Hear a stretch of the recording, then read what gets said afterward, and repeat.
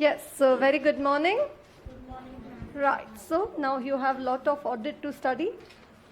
Right, you have in total the 21 chapters, yes, the entire collection with you. Okay, right, so we are just left with a few important notifications in the Chartered Accountants Act. Okay, but before we go to these notifications, let's just quickly revise the 34 clauses of schedules which we, 34 clauses of ethics which we've just completed. Right, so schedules to the Act, how many schedules to the Chartered Accountants Act? 2 schedules. You have the first schedule to the Chartered Accountants Act and then you have the second schedule to the Chartered Accountants Act. Yes, under the first schedule you have 4 parts, part 1, part 2, part 3 and part 4. And under the second schedule you have 3 parts, part 1, 2 and 3. Yes, part 1, first schedule, professional misconduct for CAs in practice. Part 2, first schedule, professional misconduct for CAs in service. Part 3, first schedule, professional misconduct generally. And part 4, first schedule, other misconduct generally. Yes, part 1, second schedule, again professional misconduct for CAs in practice. Part 2, second schedule, professional misconduct generally. And part 3, second schedule, other misconduct generally.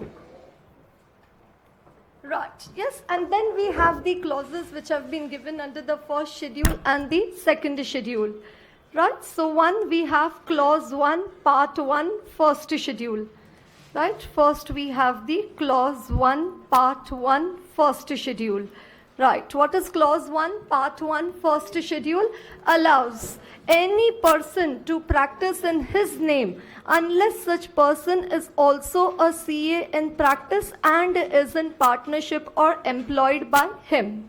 Then clause 1, part 2, first schedule, pays or allows or agrees to pay or allow directly or indirectly any share in the emoluments of the employment undertaken by him.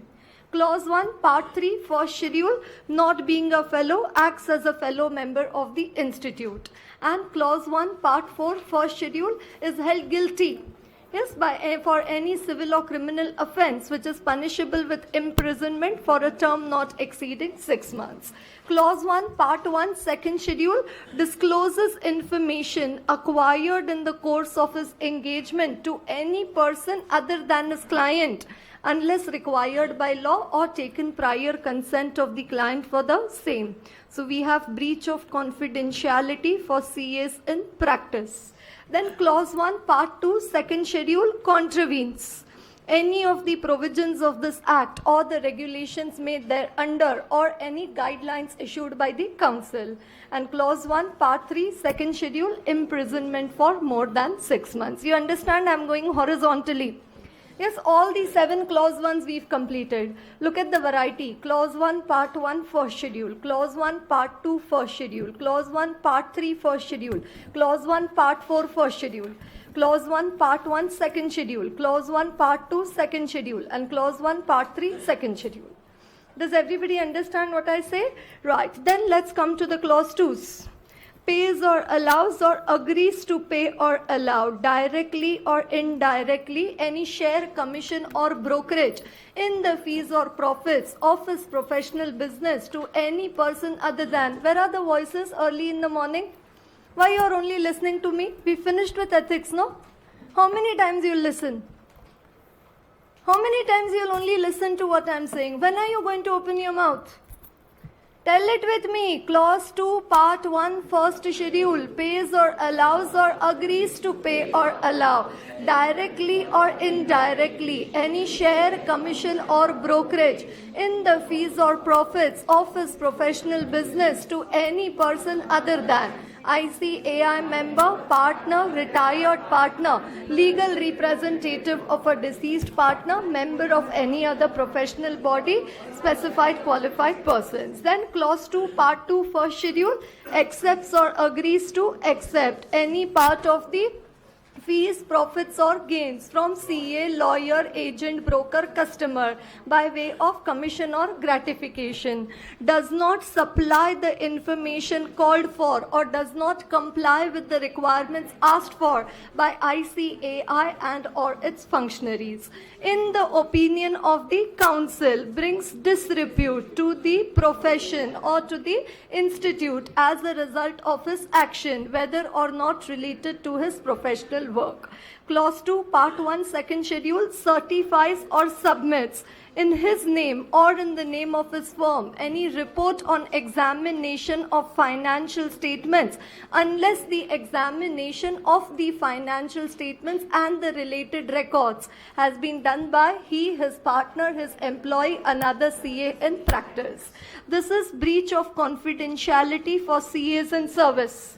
222. You remember yesterday, 222 was what?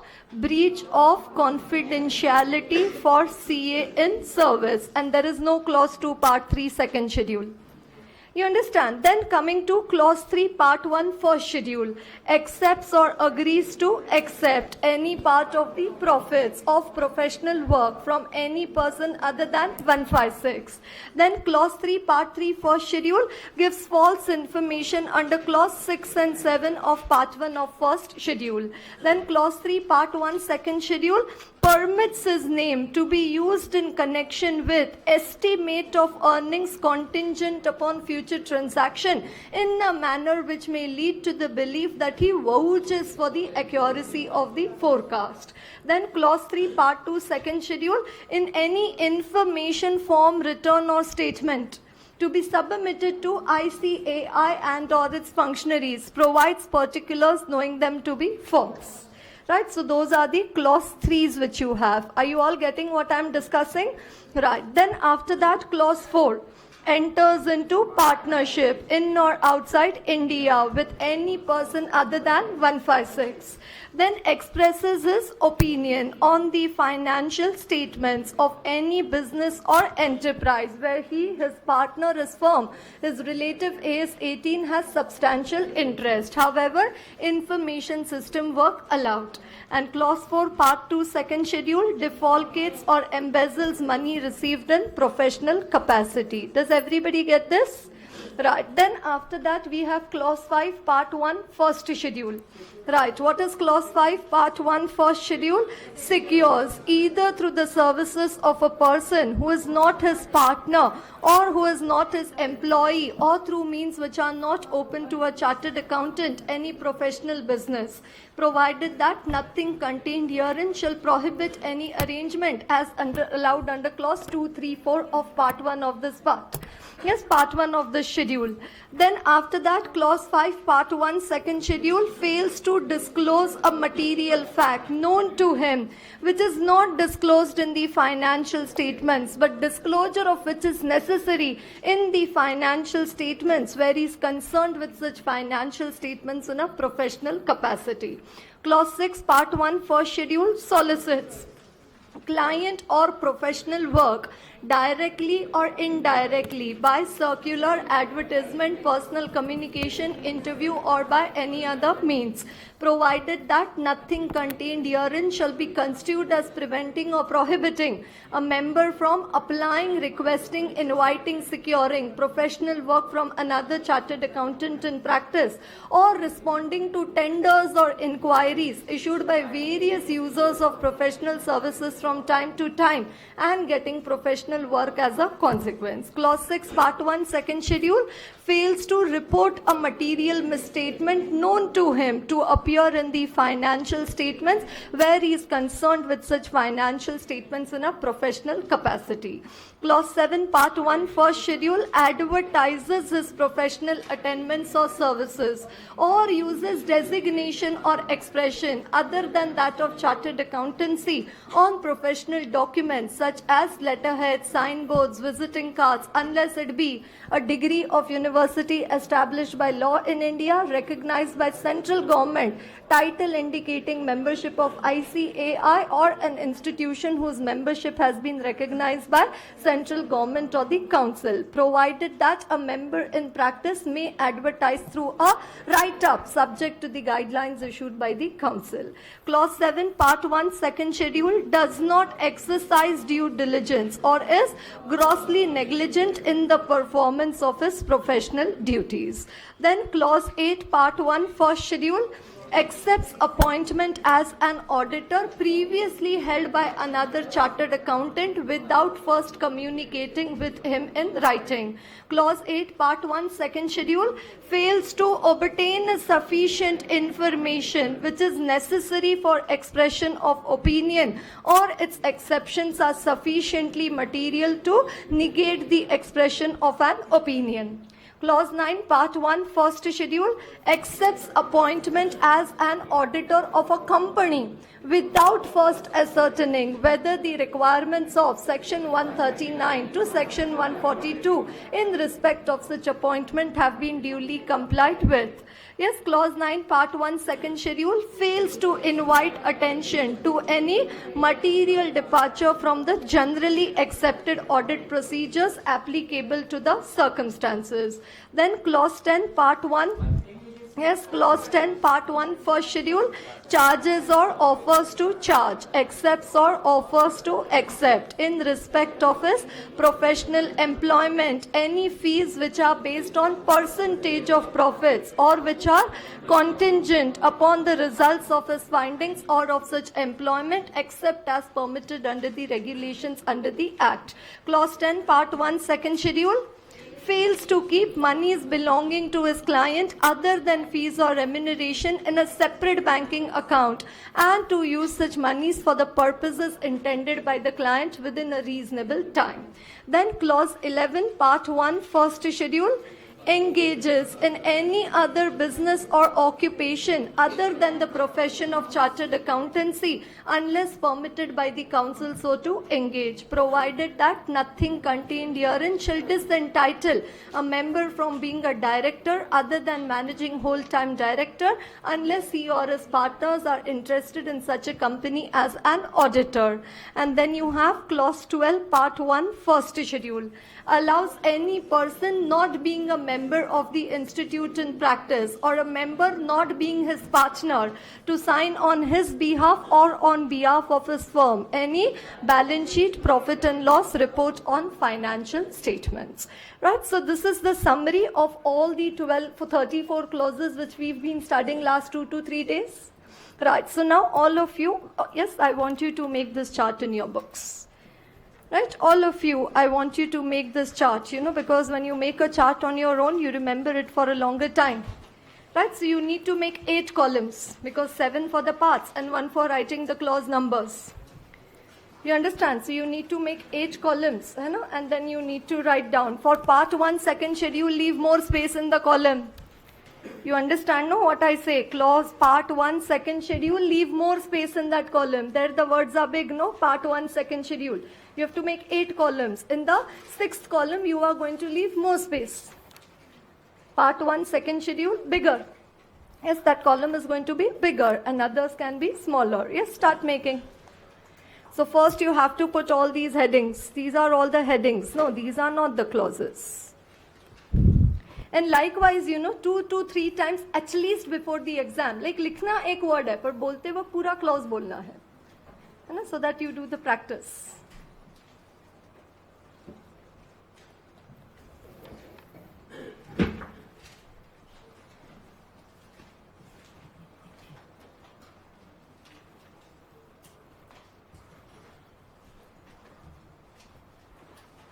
Start making.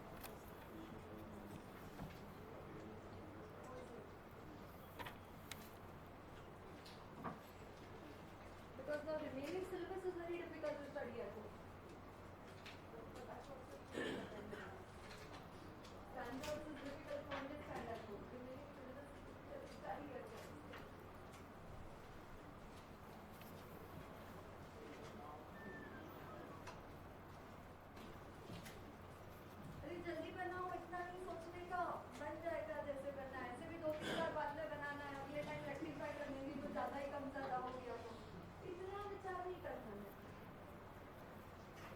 Architecture थोड़ी कर रहे हैं, वो architecture वाले बच्चों को एकदम measurement लेके करना पड़ा।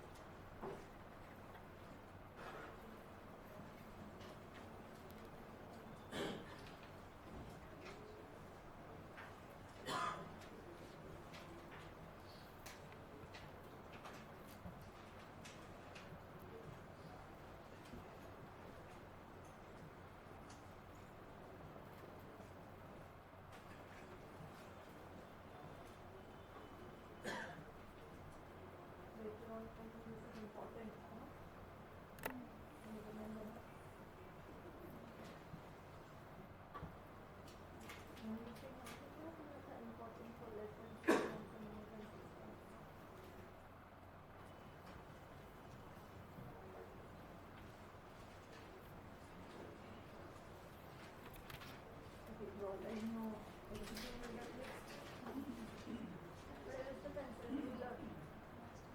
Where is the ruler?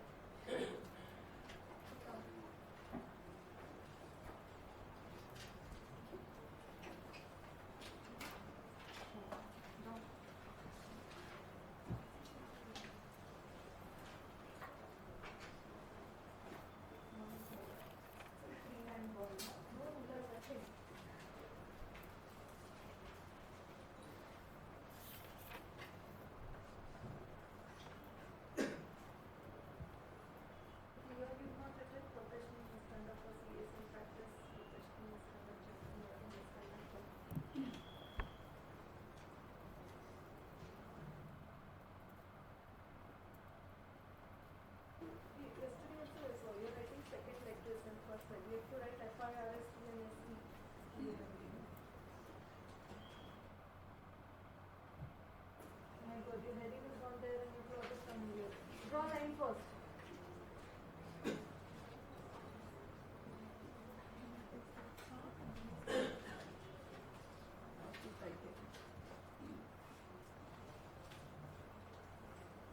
I think you don't need to see. You can write on your own, no? No? You can just check after you've written on your own. Okay, whether it will be coinciding. Where is the ruler? For audit class, ruler is not required.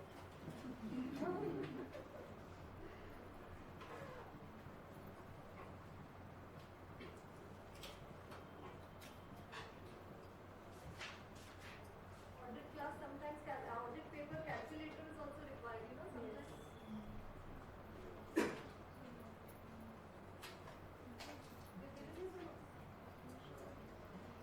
Just to tell them, no?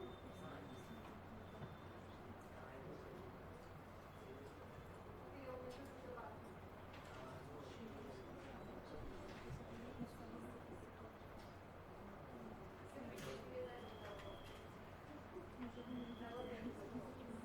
Which 2 to 3 topics you want to do?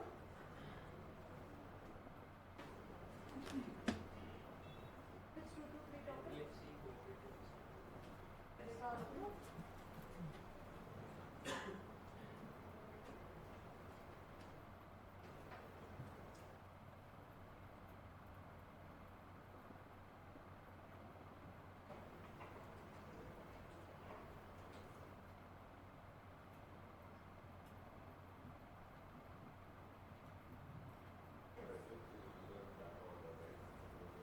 It's like just different varieties of practice.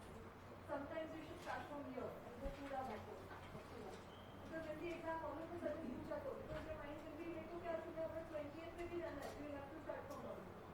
So it's like randomly. Sometimes go horizontally, sometimes come reverse, sometimes finish all the both the pathways, then finish both the pathways.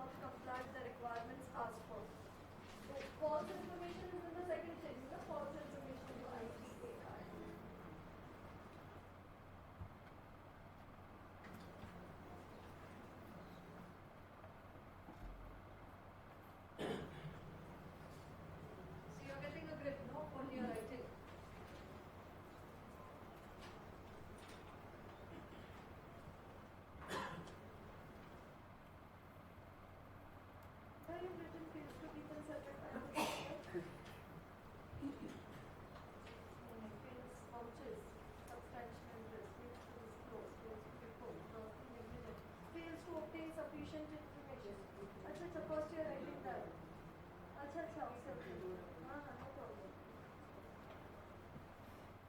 यहाँ पे भी अच्छा ये ऐसा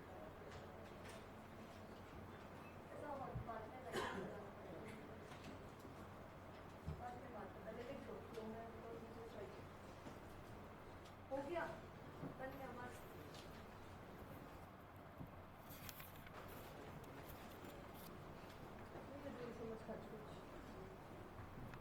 लेकिन just मुझे single line था तो उसको घिस के कितना प्रोमिनेंट हो जाता है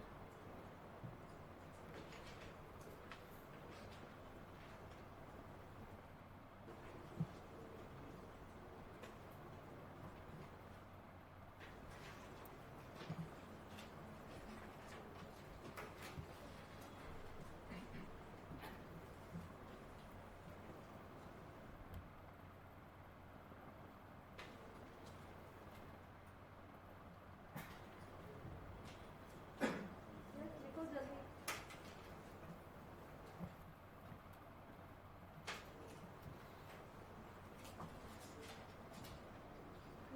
GAAP के बाद क्या है इधर एक बाकी रह गया सेपरेट बैंक अकाउंट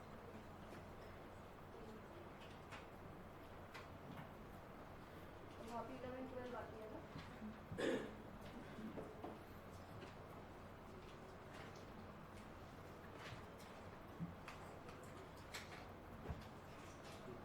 एथिक्स का क्लॉज लर्न करके हो गया था एथिक्स के क्लॉजेस करना पड़ेगा ना जल्दी अभी क्लास में हुआ है तो you have to finish it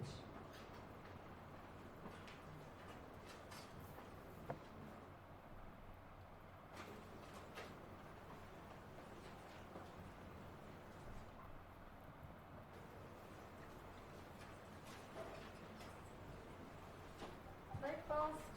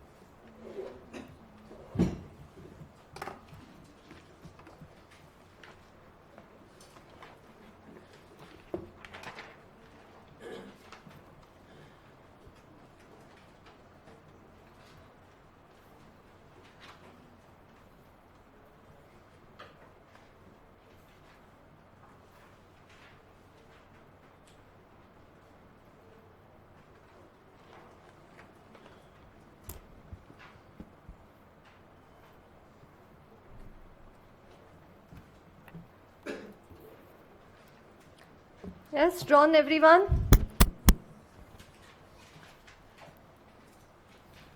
right so those are the 34 clauses of ethics all put together yes 34 clauses of ethics okay right so everybody done right so let's come back to the few notifications which we were left yesterday yes to one we discussed yesterday with the first notification which was regarding the record of audit assignments because if you exceed the ceiling the ceiling limit the maximum number of audits as per the Companies Act so one you will be disqualified under 141(3)(g) and second you will also be guilty of professional misconduct under clause 1 part 2 second schedule that is why you need to keep a track of the audits which have been accepted by you. Then I made a statement yesterday saying that statutory auditor, internal auditor and cost auditor are mutually exclusive. Yes, you remember that. And I said one more thing, internal auditor, you cannot be the tax auditor. Internal auditor, you cannot be the tax auditor. वो तो हमने पहले ही बोला ही ना कि statutory auditor, internal auditor and cost auditor are mutually exclusive. And then one more, internal auditor, you cannot be the cost auditor. Okay. You cannot be the tax auditor. Okay. Right. Then after that, now further. So what are the disqualifications for the cost auditor? What are the disqualifications for the cost auditor? All the disqualifications which are there for the statutory auditor under section 141 subsection 3. body corporate other than LLP, officer, employee of the company, all those 9 disqualifications, plus one more disqualification, that he should not be the statutory auditor of the company. Because I've already mentioned to you yesterday, if you are doing this cost audit, then you cannot do the statutory audit and the internal audit. So what are the disqualifications for the cost auditor? All those which are there for the statutory auditor, plus one more, that if you are the statutory auditor, then that firm cannot do the cost audit. Okay. Then one more notification over there. So now, say Cost and Company is a cost audit firm. Cost and Company is a cost audit firm, and they are doing the cost audit of Jio Limited. Cost and Company is a cost audit firm, and they are doing the cost audit of Jio Limited. So can now Cost and Company do the stat audit of Jio Limited? No, I just told you that cost auditor cannot do stat audit cannot do cost audit. Now this Cost and Company has an employee. This cost audit firm has an employee. This employee, he is also a chartered accountant in practice. Matlab, he is working in Cost and Company in the cost audit firm, and he also has his individual practice as a chartered accountant. In his individual practice as a chartered accountant, can employee of a cost auditor do the stat audit of Jio Limited? You understand? Say I am Cost and Company, you are Jio Limited. I am doing your cost audit. And in my firm, there is an employee who is also a CA in practice. Can that CA in practice do the stat audit of Jio Limited? No. It says direct rasta band, indirect rasta bhi band. So I cannot do if I am doing the cost audit, I cannot do the stat audit, direct rasta band. An employee of cost auditor who is a chartered accountant in practice, even he cannot do the stat audit. So indirect rasta bhi band. Does everybody understand? Employee of a cost auditor, understood or not understood? Yes, understood. Cost auditor, you cannot do stat audit. An employee of a cost auditor who is a CA in practice also, he also cannot do the cost audit, stat audit. You understand? So direct rasta band and indirect rasta bhi bands. Right, so if you see over here, a member in practice who is an employee of a cost auditor of a company cannot become the auditor of a company under section 139. What is 139? Statutory audit, appointment of the statutory auditor. Yes, appointment of the statutory auditor. Read question number 1. Yes, read question number 1. Suraj and Company are the cost auditors of Beauty Cosmetics Limited, duly appointed under section 148 of the Companies Act 2013. Right, so Suraj and Company are the cost auditors. Kiran, a CA holding a COP, who is a part-time employee of Suraj and Company, accepts his appointment as a statutory auditor under section 139. So can employee of a cost auditor accept the stat audit? No, he cannot accept the stat audit. So that is given by way of a notification, and that is why deemed to be guilty of professional misconduct. Right, then after that, yes, what are the books of account to be maintained by a practicing chartered accountant? So you qualify and immediately you start your own practice. So do you need to maintain any books of account? Or should you maintain only books when you exceed the limits of the income tax law? Yes, should you maintain practicing chartered accountant? What are the books of account that you need to maintain? Cash book and ledger, irrespective of the limits given under the income tax law. From day 1 of practice, what are the books of account which are to be maintained by a practicing chartered accountant? Cash book and ledger. Right, from day 1 of practice, what are the books of account which are to be maintained by a practicing chartered accountant? Cash book and ledger, irrespective of the limits given under the income tax law. Right, so a member in practice has to maintain and keep in respect of his professional practice proper books of account, including cash book and ledger. Right, come to question number 1. C. Arjit registered his proprietorship firm last year and started practicing in the name of Arjit and Company. He is of the view that a professional needs to maintain books of account only if his earnings exceed the minimum prescribed limit as per section 44AA. Therefore, he decided not to maintain his books of account as his earnings are below the prescribed limit given under section 44AA. Yes, is he guilty or not guilty? Yes, guilty, because from day 1 of practice, you have to maintain proper books of account, including cash book and ledger. Thus, a chartered accountant in practice is required to maintain books of account. In the instant case, Arjit did not maintain books of account. Accordingly, it does not matter whether Section 44AA of the Income Tax Act applies or not. Yes, hence Arjit, being a CA, practicing CA, will be guilty of professional misconduct for violation of the Council General guidelines. Right, come to question number 2 over there. Careless is a partner in a firm of chartered accountants which do not maintain books of account in respect of professional income and expenditure. Is there any professional misconduct? Yes. And CA Smart. A CA in practice runs his proprietorship firm as Smart & Company.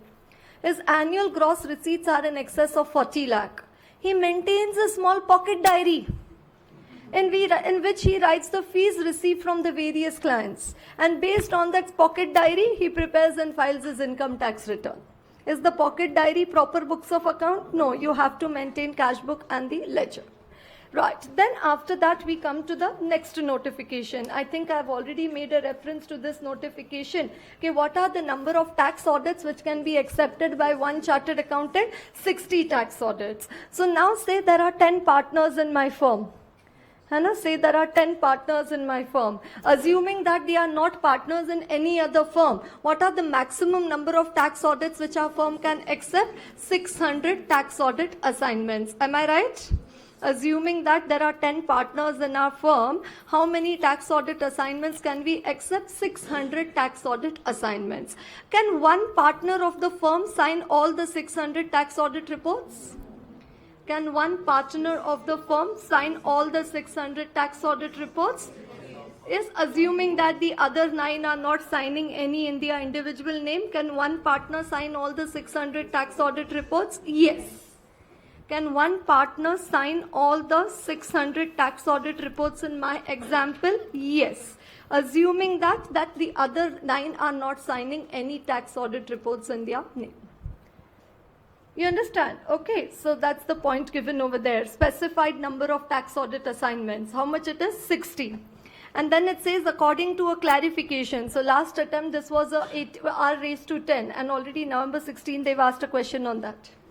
So according to a clarification on tax audit assignments by Committee on Ethical Standards, yes, Committee on Ethical Standards of the Institute, if there are 10 partners in a firm of chartered accountants in practice, then all the partners of the firm can collectively sign 600 tax audit reports. The maximum limit of 600 tax audit assignments may be distributed between the partners in any manner whatsoever.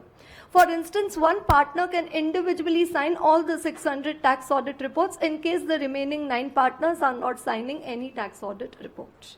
Right, come to question number 1. A member of the institute shall not accept in a year more than the specified number of tax audits under section 44AB of the Income Tax Act. Gaurav is a partner in XYZ and Company, a firm of chartered accountants with 6 partners. So how many tax audits they can accept? 360, 60 into 6, 360. During the assessment year, Gaurav alone had signed 290 tax audit reports consisting of both corporate and non-corporate assessees. Is that okay? Can Gaurav sign 290? Gaurav can sign all 360 also. You understand? So he has signed only 290. So assuming that the others are not signing more than 70, yes, he can sign the 290 because 360 minus 290 will be 70. No? Right, so refer to the above notification and further as per the clarification issued by the Institute on tax audit assignments. Right, in the instant case, there are 6 partners in XYZ and Company are chartered accountants. Accordingly, the specified ceiling limit for the firm will be 360. Therefore, all the 6 partners of the firm can collectively sign 360 tax audit reports. This maximum limit may be distributed between the partners in any manner whatsoever. For instance, one partner can individually sign the 360 tax audit reports in case the remaining 5 are not signing any tax audit report. Assuming Gaurav has signed 290 tax audit reports consisting of corporate and non-corporate assessees and the remaining partners are signing audit reports within the specified number of tax audit assignments, that is up to 70. Hence, Gaurav shall not be deemed to be guilty of professional misconduct provided total number of tax audit reports on behalf of the firm do not exceed 360. Yes, is it okay for everyone? Okay, right. Then do you remember 811? 811 NOC accepts appointment as an auditor previously held by another chartered accountant without first communicating with him in writing. Do you remember 911?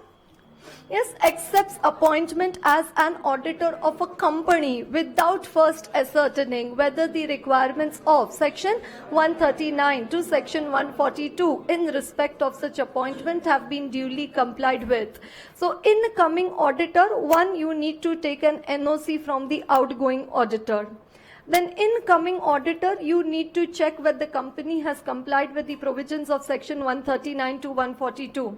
And incoming auditor, you also need to check whether the undisputed audit fees of the previous auditor have been paid. Do you remember this? We had made a reference to this while discussing 811. Whether the undisputed audit fees of the previous auditor have been paid. However, the notification does not apply to a SIC unit. And what is a SIC unit? Where the net worth is negative. What is the exception? It is okay if the undisputed audit fees of the previous auditor have not been paid if the unit is a SIC unit. And what is a SIC unit? Where the net worth is negative. So this undisputed audit fee is given by way of a notification, and any notification of the institute not followed, guilty of professional misconduct under 122, clause 1, part 2, second schedule. Right, so over here.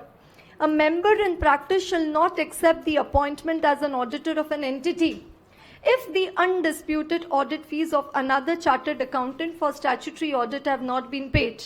Above notification does not apply to a SIC unit, right? And then come to question number 1, November 16. So if you just do, and I've already done it before also, but if you do an analysis of the November 16 paper, and now 4 questions over there asked from ethics as usual. And now one question was regarding the fundamental principles, IOC, CPT. Second question was regarding the illustrative examples of other misconduct and what do you mean by other misconduct. Right, then third question was regarding that sealing on tax audit assignments, and can one partner sign all the 600 reports if there are 10 partners. Right, and then they asked regarding this, what you say, undisputed audit fees. They asked regarding the undisputed audit fees. Undisputed audit fees. Then if you look at May 16, what they had done, out of the 4 questions from ethics, 2 questions were from 211. Pays or allows or agrees to pay or allow, directly or indirectly. Okay, right. So now coming to that question. Z accepted the statutory audit of a SIC unit, NCT Limited, for 2015. During the course of audit, it was noticed by the statutory auditor that the company's net worth was negative for 2014, and there was a liability of tax audit fees of 35,000 in favor of the previous auditor. Comment. Are you guilty? Is the Z auditor, is he guilty? No. Why not guilty? Because SIC unit. So though the undisputed audit fees are unpaid, Z would still not be guilty of professional misconduct since NCT Limited is a SIC unit having negative net worth for 2013-14. Right. Next notification is regarding the indebtedness. Next notification which I am going to discuss with you is regarding the indebtedness. Yes, next notification is regarding the indebtedness. So what does it say? If the limit of indebtedness has been given in law, you follow the limit given in law. So like for a company, the limit of indebtedness has been given under the Companies Act, 5 lakh. And if the limit of indebtedness is not given in law, then you should consider the limit of indebtedness to be 10,000. So it says if the limit is given in law, you follow the limit given in law. However, if there is no limit given in law, then the limit of indebtedness is 10,000. However, this limit of indebtedness of 10,000 does not apply to the concurrent auditor, to the internal auditor, to the management auditor. Concurrent auditor, internal auditor, management auditor, if they are indebted, it says that's okay. So it's mainly for the statutory auditor of the company. So it's, what does it say? If the limit is given under law, then you have to follow the limit of indebtedness as per law. And if there is no limit given in law, then the limit of indebtedness is 10,000. Yes, we'll see this point over here. Right, so member of the institute shall be deemed to be guilty of professional misconduct if he accepts appointment as an auditor of a concern while he is indebted to the concern or has given a guarantee or provided a security in connection with the indebtedness of any person to the concern for limits fixed in the statute and in other cases for amount exceeding 10,000. So if the limit is fixed in the statute, you follow that limit. So like for company, the limit has been given in statute 5 lakh. However, if there is no limit given in statute, then the limit of indebtedness is 10,000. Right. And what does it say? It does not include the internal auditor, concurrent auditor, and the auditor giving report to the management. I told you, no, these three are not included. Internal auditor, concurrent auditor, and the management auditor. And the limit of 10,000 is obviously aggregate. It's not per person, per partner. All the partners of the firm together, put together, the limit of indebtedness is 10,000. Right? Come to the question bank and think carefully. What should be the answer? थोड़ा सोच समझ के answer देना है. D, who conducts the tax audit under Section 44AB of the Income Tax Act 1961 of ABC, a partnership firm, has received the entire audit fee of 25,000 in April 2009 in respect of the tax audit for the year ended 31st March 2009. The audit report, however, was signed on 25th of May 2009. Tax audit of ABC, a partnership firm, received the entire audit fee of 25,000 in April, and the audit report was signed in May. Am I right? Okay. So, okay, even that's leaking. Right. Yes, you tell me what you think. Is this progressive audit fee? Yes, who said progressive? Good thing that you've said. Yes. Not guilty? Why not guilty? Because he has accepted the appointment before he was indebted to the office. Where you found acceptance? There's no, yes, tell me. What they stated is that he has received the audit fees in April, exactly. but it's pretty sure that he might have accepted before April, right? So ठीक है ना, but any of the disqualification attracted after appointment deemed to have vacated his office. So it's not that it is to be considered only on the date of appointment. मतलब date of appointment तो देखना ही है, but during the course of your appointment of your office also you need to consider the limits. Now, does this look to be a case of progressive basis fees? Okay, as and when the work is being completed, the fees are being received? No, because the entire fee has been received. Say 15,000 have been received, 12,000 would have been received. Then we would have said okay, it is not indebted. But the entire fee has been received in April 2009. And how much is the limit given over there? 10,000. Where the limit is not given in law, then the limit is 10,000. And it's a partnership firm. Had it been a tax audit of a company, then the disqualifications of company auditor will apply over there. Even for tax audit. But this is a partnership firm. And that is why he is indebted exceeding rupees 10,000 and therefore will be guilty for misconduct. You understand? So as per section 141(3)(d)(2), it says 5 lakh. There is no similar provision in the Income Tax Act. And then it says the limit has to be 10,000. And he's received the entire audit fee of 25,000 in respect of the tax audit, which is not progressive basis. Did you find where I'm reading? Further, the monetary limit is also exceeding the limit of 10,000 as per the Council General Guidelines. Therefore, D will be held guilty for misconduct. Right? So those are a few important notifications which I had to first discuss with you. Now we come further. Yes.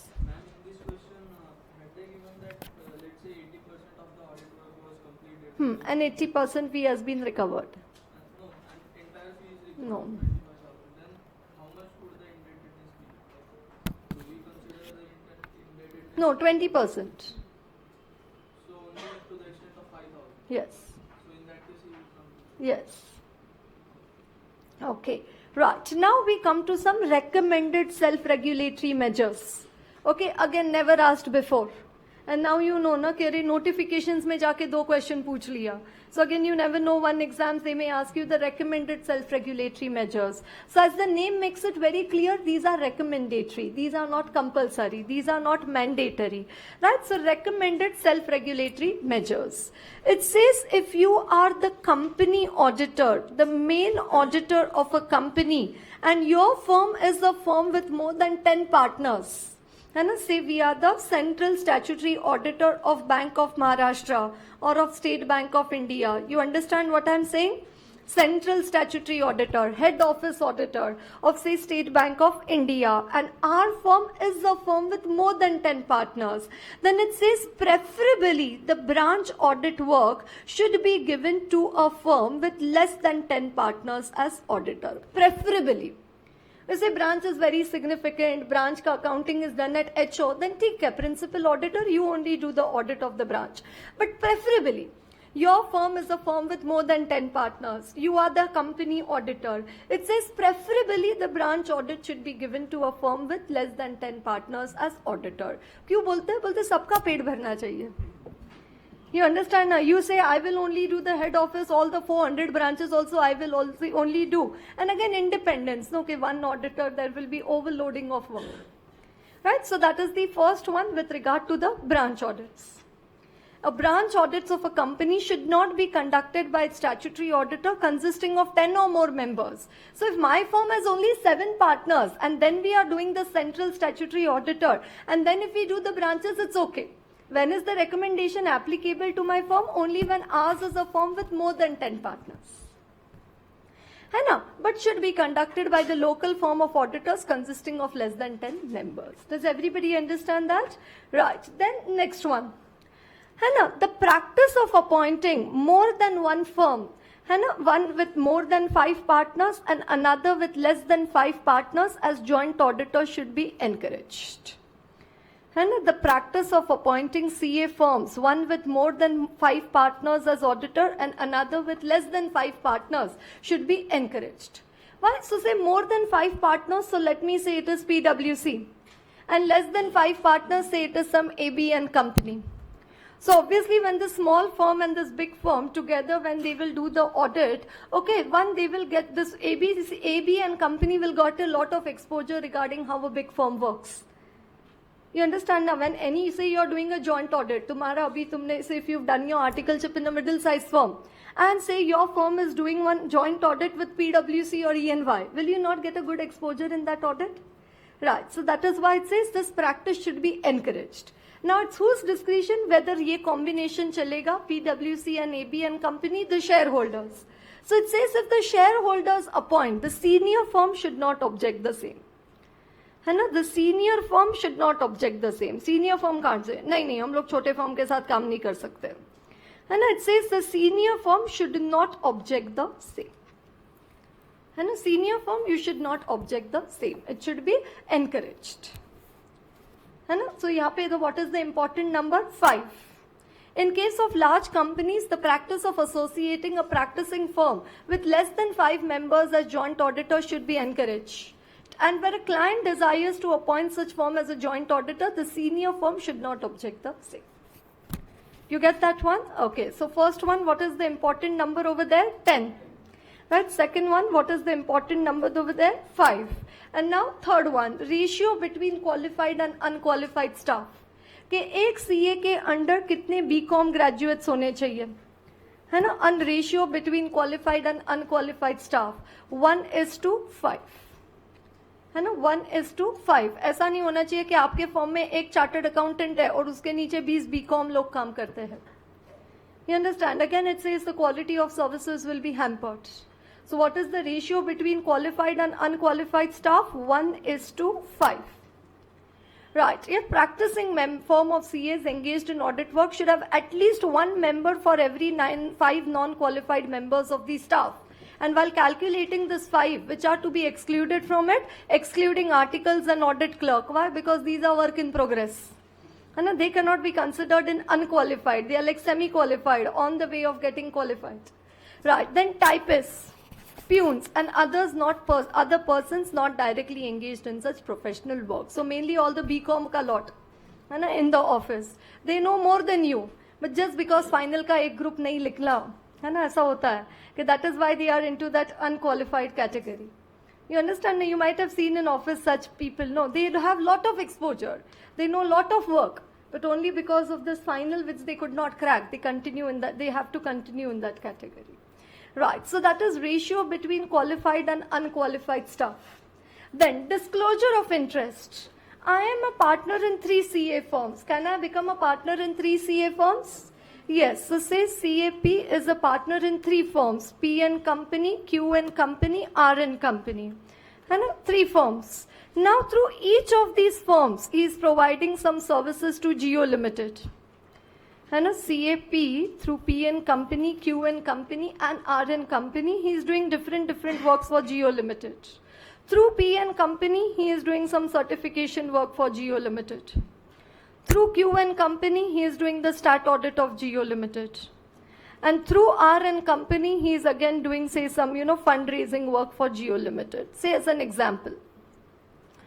Okay, so through different clients, through different firms, through the medium of different forms of proprietorship, he is providing services to the same client. He is receiving payments from the same client.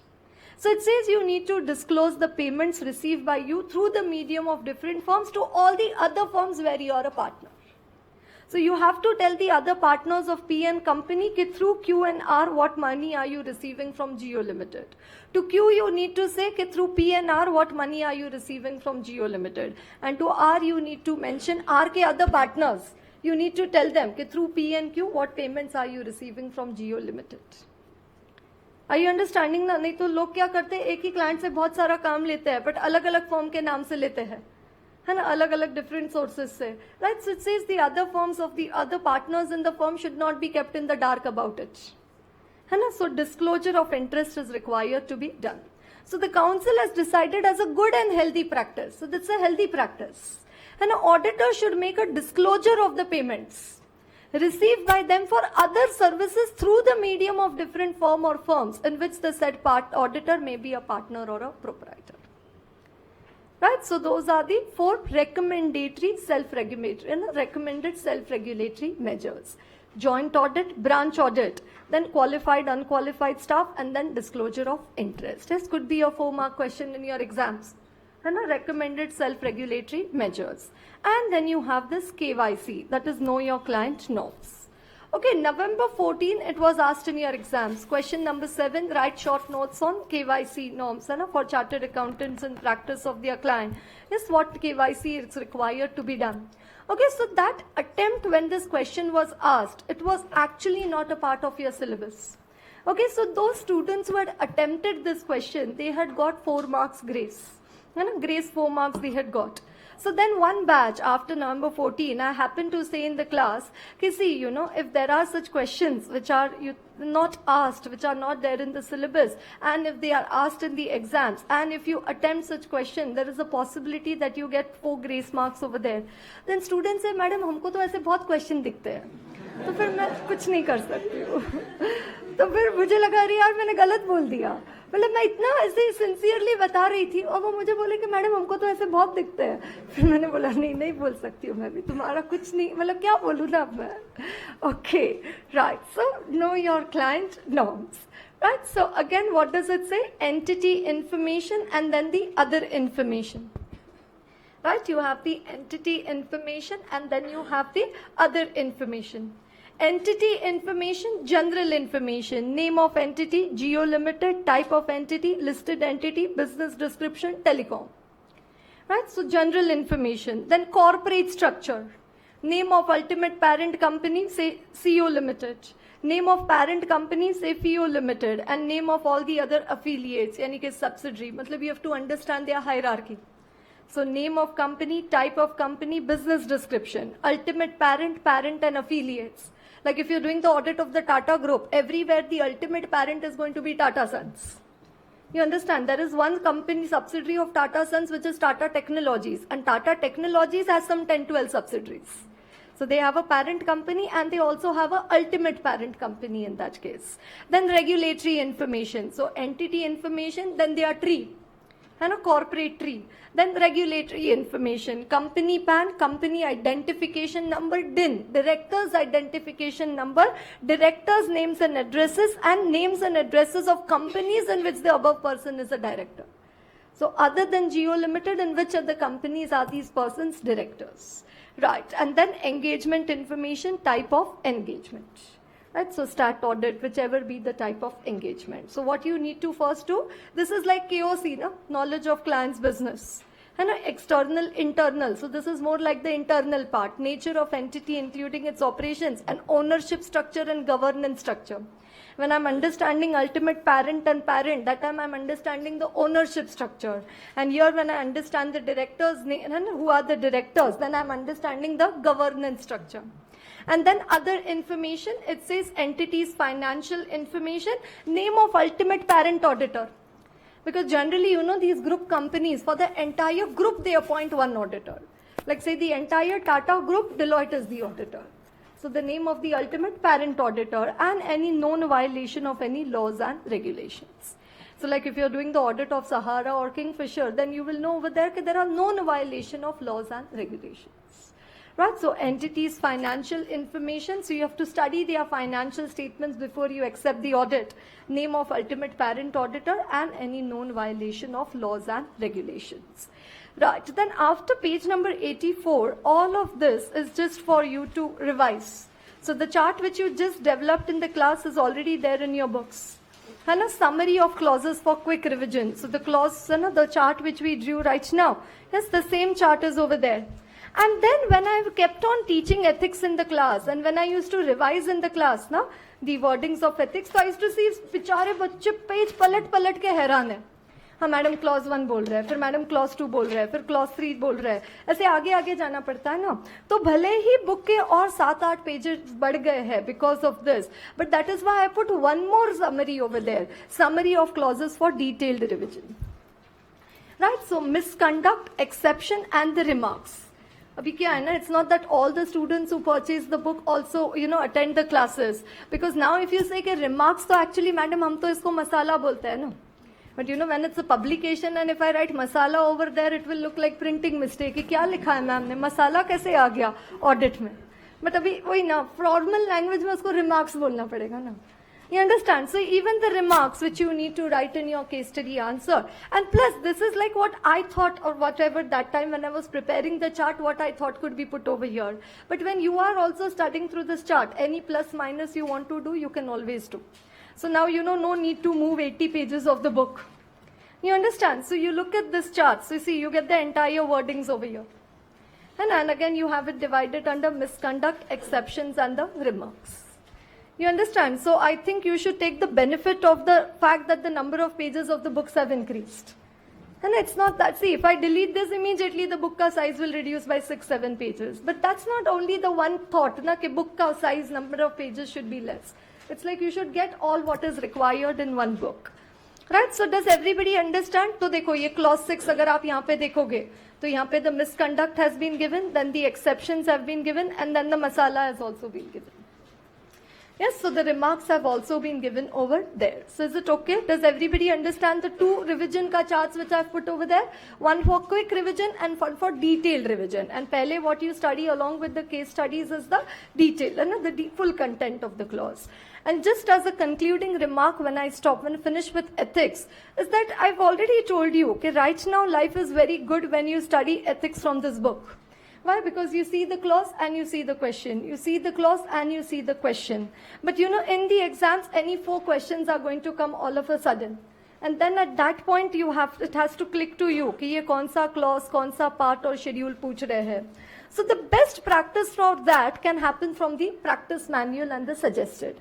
I think in your practice manual, there are some 42 questions of ethics. And 42, मतलब उसमें से some 20-30 में, मतलब A, B, C, D. Well, question number 42, A, B, C, D. Question number 38, A, B, C, D. So it's like around 100 plus questions on ethics over there. So obviously you'll see that all those questions हमने already यहाँ पे किए हुए हैं.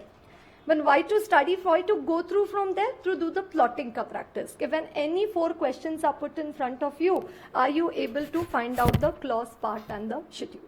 So again, you pick up any suggested, say November 14 का suggested, or May 16 का suggested, November 15 का suggested, and again check कि वो 4 clauses का आप वो जो 4 questions है उसका आपको clause part schedule click हो रहा है. Right, so at least such I can say 15 lot of 4 questions you need to see. मतलब 15 4s are 60. है ना, मतलब at least a set of such 15 questions for each, है ना, you need to see to do the plotting practice. Does everybody understand what I say? और मतलब कैसे करना है, मतलब ऐसे डिटेल में तो ठीक है, एक आध बार हम आंसर 2-3 बार लिख के निकालेंगे, बाकी क्या अभी क्वेश्चन में लिखा है. In a representation under section 144(3), the chartered accountant has made unsubstantiated and derogatory remarks against management. So 611. The chartered accountant is giving false particulars to ICAI. So 322. The CA has failed to keep client money in separate bank account. 1012. And the chartered accountant has charged fees on percentage contingent basis. So 1011. बस इतना ही करना है. You understand? When I say plotting, मतलब वही वो 4 question देखने का और यहाँ पे ये 12 नंबर लिख के निकालना. Clause, part and schedule. Okay, so that completes the second chapter in your syllabus, which is professional ethics, right? Minimum 16 marks of ethics being asked in your exams. Right, so now coming to the third chapter, which is again a very important chapter for the next few attempts, which is regarding the Companies Auditors Report Order 2016. That is CARO 2016. So we had CARO in the 1980s time. Then we had CARO 2003, which was there for a very long time.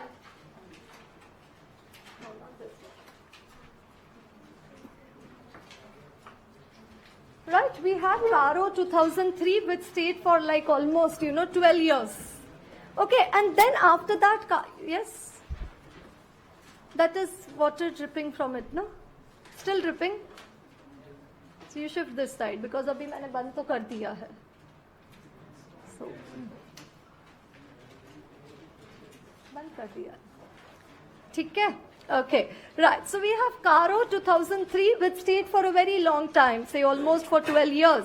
And then after that, we had CARO 2015, which just came and went away. It came in April, and then immediately, the CARO 2016 has come, and now this will stay for a long time. And CARO 2016 will stay for a longer time.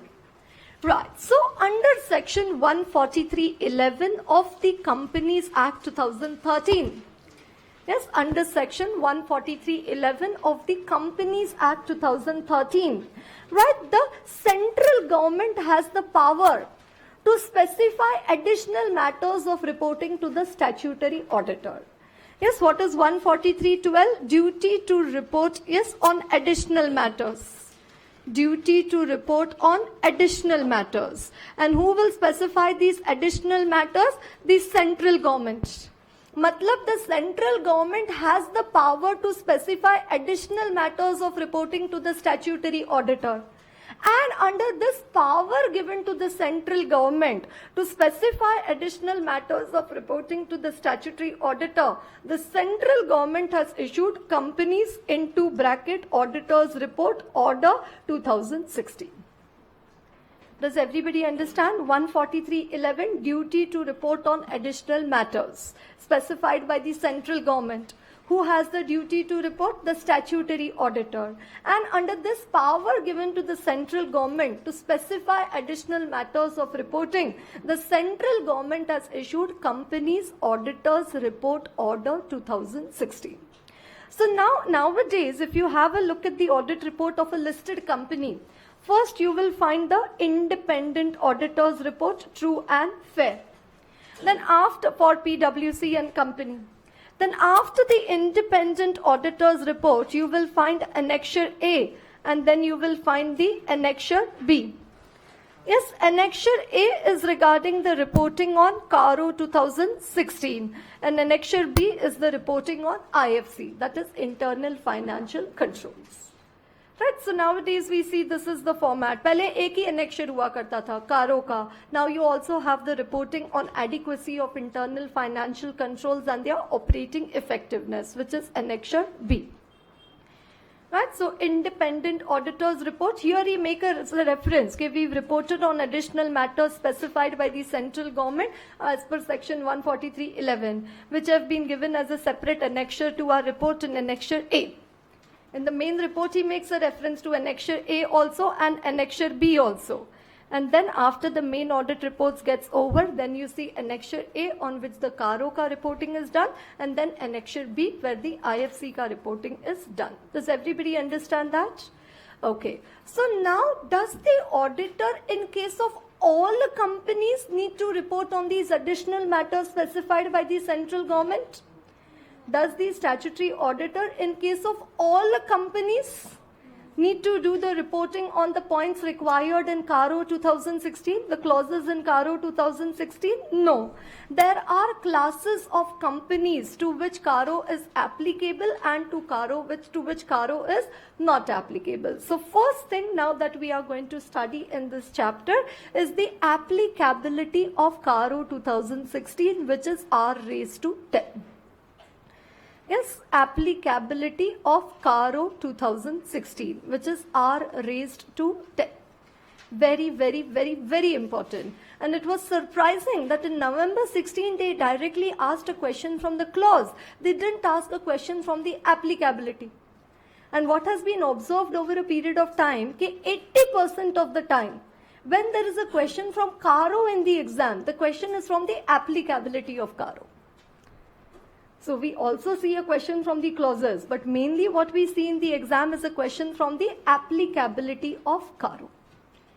Yes, does everybody understand what I say? Right, so now we come to CARO 2016. Okay, so the applicability of CARO 2016. No writing with me, all pens down. Right, so now assuming that all of you sitting in the class are different companies.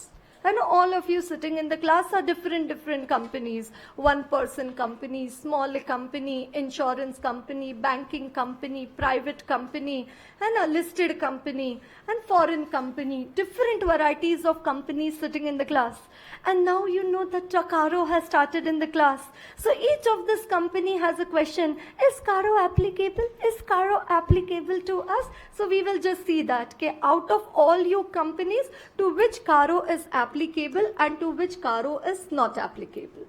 Right, so the applicability of CARO says that CARO shall apply to every company.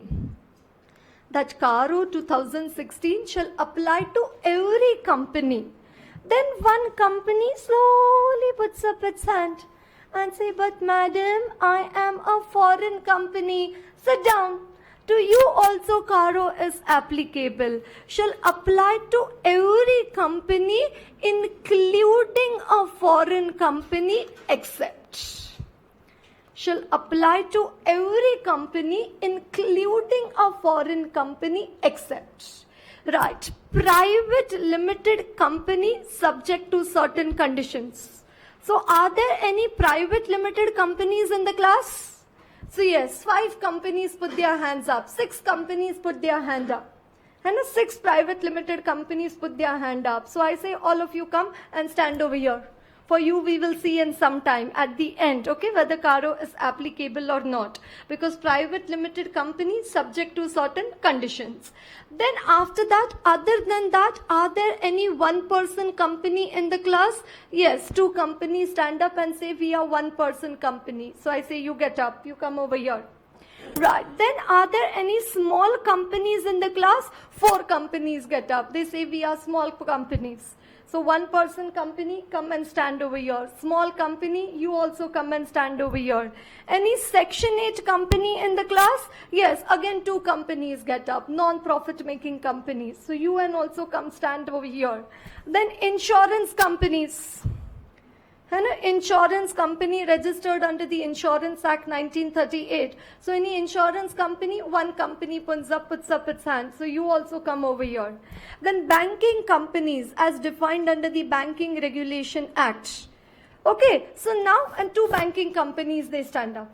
तो अभी ये जो 5 है, 1 person company, small company, section 8 company, insurance company and banking company. When I say no writing in the class, then no keeping the book down also and writing. You understand? No, when I say not to be written means not to be written. Obedience is a very important quality required. Okay, so Karo shall apply to every company including a foreign company except. And a private limited company subject to certain conditions. So these 6 are already standing over here. And now 1 person company, small company, section 8 company, insurance company, banking company, all you catch hands of each other and go directly to the parking.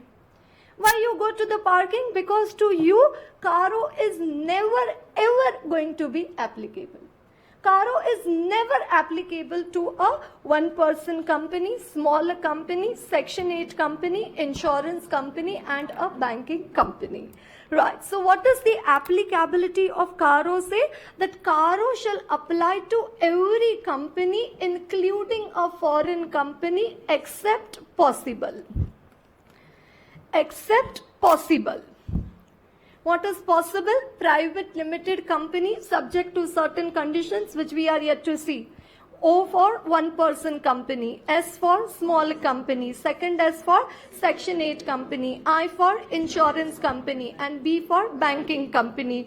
Please for God's sake remember that there is nothing in front of L and E.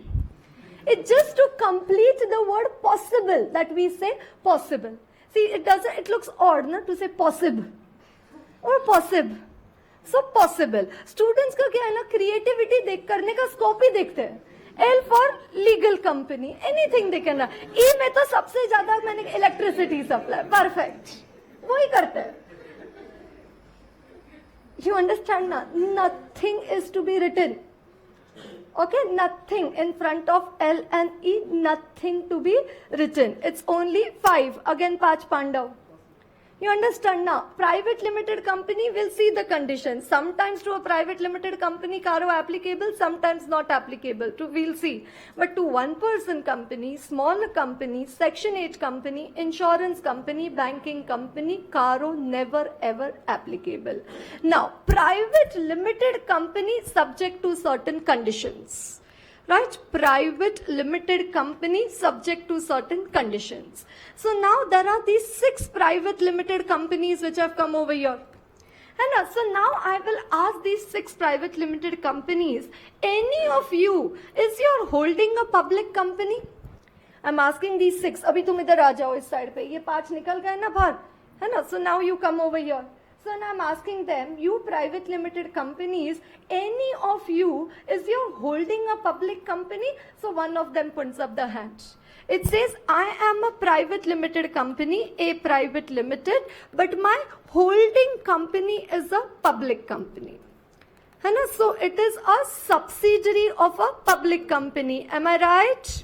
It's a subsidiary of a public company. So what did I ask? Is any of yours holding a public company? So a private limited said, yes, my holding is a public company. Then I asked, anybody of you, is your subsidiary a public company? So again, B private limited puts up the hand. And B private limited says that my subsidiary is a public company. My subsidiary is a public company. You understand? So B private limited is a holding of a public company. Do you understand what I say? It's a holding of a public company. So A private limited and B private limited, please go back and sit. To you, Karo is applicable. Subsidiary of a public company or holding of a public company, then Karo becomes applicable to that private limited company. I think in law you would have come across the term deemed public company. कि these are like deemed public companies. तो कारो की applicability में क्या बताया है? Karo shall apply to every company including a foreign company except a private limited company not being a subsidiary or a holding of a public company. Because if you are a subsidiary or a holding of a public company, again Karo is applicable to that private limited company. So how many had come over here? 6 had come over there. Now 2 I have sent them back. Why? Because to them Caro is applicable. This was not there in the old Caro ka applicability. This is a new entry. And not being a subsidiary or a holding of a public company means except bola hai na. So if you are not a subsidiary or a holding of a public company, then the next 3 conditions. If you are a subsidiary or holding of a public company, then you don't come in the exception. To you Caro is applicable. Does everybody understand? So what does it say for private limited company? Private limited company not being a subsidiary or a holding of a public company, because if you are a subsidiary or a holding of a public company, then to that private limited company Caro is applicable. And now how many private limited companies are left with me? 4 private limited companies. दो को तो वापस बिठा दिया ना. Now what does it say? Paid up share capital and reserves and surplus. Yes, paid up share capital and reserves and surplus not exceeding 1 crore as on the balance sheet date. है ना? Paid up share capital and reserves and surplus not exceeding 1 crore as on the balance sheet date. Then total borrowings from banks and financial institutions not exceeding 1 crore. Total borrowings from banks or financial institutions not exceeding 1 crore at any point of time during the financial year. At any point of time during the financial year. And total revenue. Okay, old Caro they used to say turnover. Now they say total revenue. As disclosed in Schedule 3. Including revenue from discontinued operations. Including the revenue from the discontinuing operations not exceeding 10 crore during the financial year. From discontinuing operations not exceeding 10 crore during the financial year. Yes, let's try to understand. What is the condition for a private limited company? Not being a subsidiary or a holding of a public company. Having paid up share capital and reserves and surplus not exceeding 1 crore as on the balance sheet date. And total borrowings from banks and financial institutions not exceeding 1 crore at any point of time during the financial year. And total revenue as disclosed in Schedule 3, including revenue from discontinued operations not exceeding 10 crore during the financial year. So now say I am doing the reporting for 31st March 2018. है ना, मतलब 25th of April is as an example the date of my audit report. So now for 31st of March, when will I have to do the Caro ka reporting? If paid up share capital, reserves and surplus are not more than 1 crore as on the balance sheet date, मतलब I need to consider as on 31st March 2018. Borrowings and financial institutions at any point of time. So between 1st April 2017 to 31st March 2018, 365 days.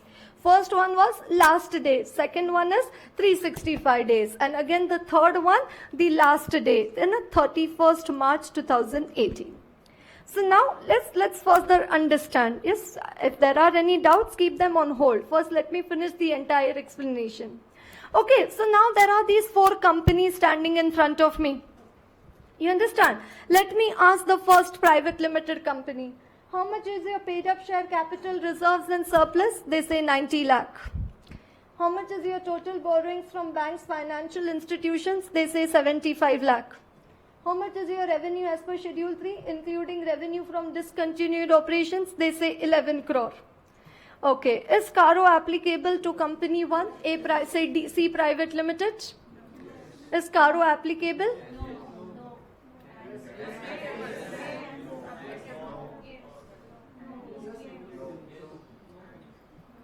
No? Yes? Yes? No? Okay. No? Yes? Yes, anyways. Yes, is Caro applicable to company 1? Is Caro applicable to company 1? Yes, Caro applicable. Yes, Caro applicable. The and is for the exception. If you want to be accepted, then all the three and should be fulfilled. One of the condition not fulfilled and Caro becomes applicable to a private limited company. What is the logic? कि that private limited company तीनों angle से छोटू होना चाहिए. I can't call it small क्योंकि small company को already बाहर निकाला है. So that's why now I'm calling it as Chhotu company. That private limit, because if that private limited company is a small company, वो तो anyways parking में चला गया. So now conduct requirement किसका बचा है? Other than small companies which are private limited companies. So what does it say? Paid up share capital and reserves and surplus के angle से it should be a छोटा company. 1 crore से ज्यादा नहीं, 1 करोड़ के ऊपर नहीं होना चाहिए. Total borrowings के angle से 1 करोड़ के ऊपर नहीं होना चाहिए. और रेवेन्यू के एंगल से 10 करोड़ के ऊपर नहीं होना चाहिए. एक भी एंगल से अगर वो प्राइवेट लिमिटेड कंपनी बड़ी है तो then CARO applicable to that private limited company. So for CARO not to be applicable to a private limited company, all the three conditions should be cumulatively satisfied. One of the condition violated and Caro becomes applicable to the private limited company. Let me ask company 2. Yes, tell me, how much is your paid up share capital, reserves and surplus? They say ours is also 90 lakh. How much is your revenue? They say 9 crore. How much is your borrowings from banks, financial institutions? They say 1.5 crore. To you also, Caro applicable. Company 3, I'm asking them, yes, how much is your borrowings? They say 75 lakh. How much is your revenue? They say 9 crore. How much is your paid up share capital and reserves and surplus? They say 1.2 crore. Yes, Caro applicable. Yes, Caro applicable. Company 4, I ask over there, how much is your paid up share capital reserves? They say 90 lakh. How much is your total borrowings? They say 75 lakh. How much is your revenue? They say 9 crore. भाग जाओ, है ना, भाग जाओ, है ना, वो अभी बाकी 5 पार्किंग में गए, उनके साथ you also go. You understand? Right, है ना? So for company 4, Caro not applicable. Because और थोड़ा logically भी जिन्होंने no बोला था beginning में, they have to think कि amount exceed हुआ तो not applicable और amount कम है तो applicable. उल्टा है ना? Obviously जब कुछ exceed होता है तो applicable होता है ना? So obviously from all angles I'm small, then Caro applicable. उल्टा हो जाएगा ना? So all angles say if I'm small, then Caro not applicable. And any angle say I'm big, then Caro applicable. And from any angle, if that private limited company exceeds the limit, if it's big, then Caro applicable. And from all the 3 angles, if it is small, then Caro, small matlab chota, then Caro not applicable to that private limited company. Does everybody understand what I say? Okay. Now, next one over there. What are the terms we have? Paid up share capital and reserves and surplus not exceeding 1 crore. Total borrowings from banks and financial institutions not exceeding 1 crore. And total revenue as disclosed in Schedule 3 not exceeding 10 crore. Old Caro, these limits were 50, 25 and 5 crore. You understand? So now they have been changed to 1 crore and 10 crore. Okay. Right. Paid up share capital, does it mean only equity share capital or equity preference both? Yes, equity preference both are required to be considered. Reserves means only revenue reserves or only capital reserves or both? Exam mein, life is very difficult. It's given, 90 lakh, say paid up share capital 60 lakh.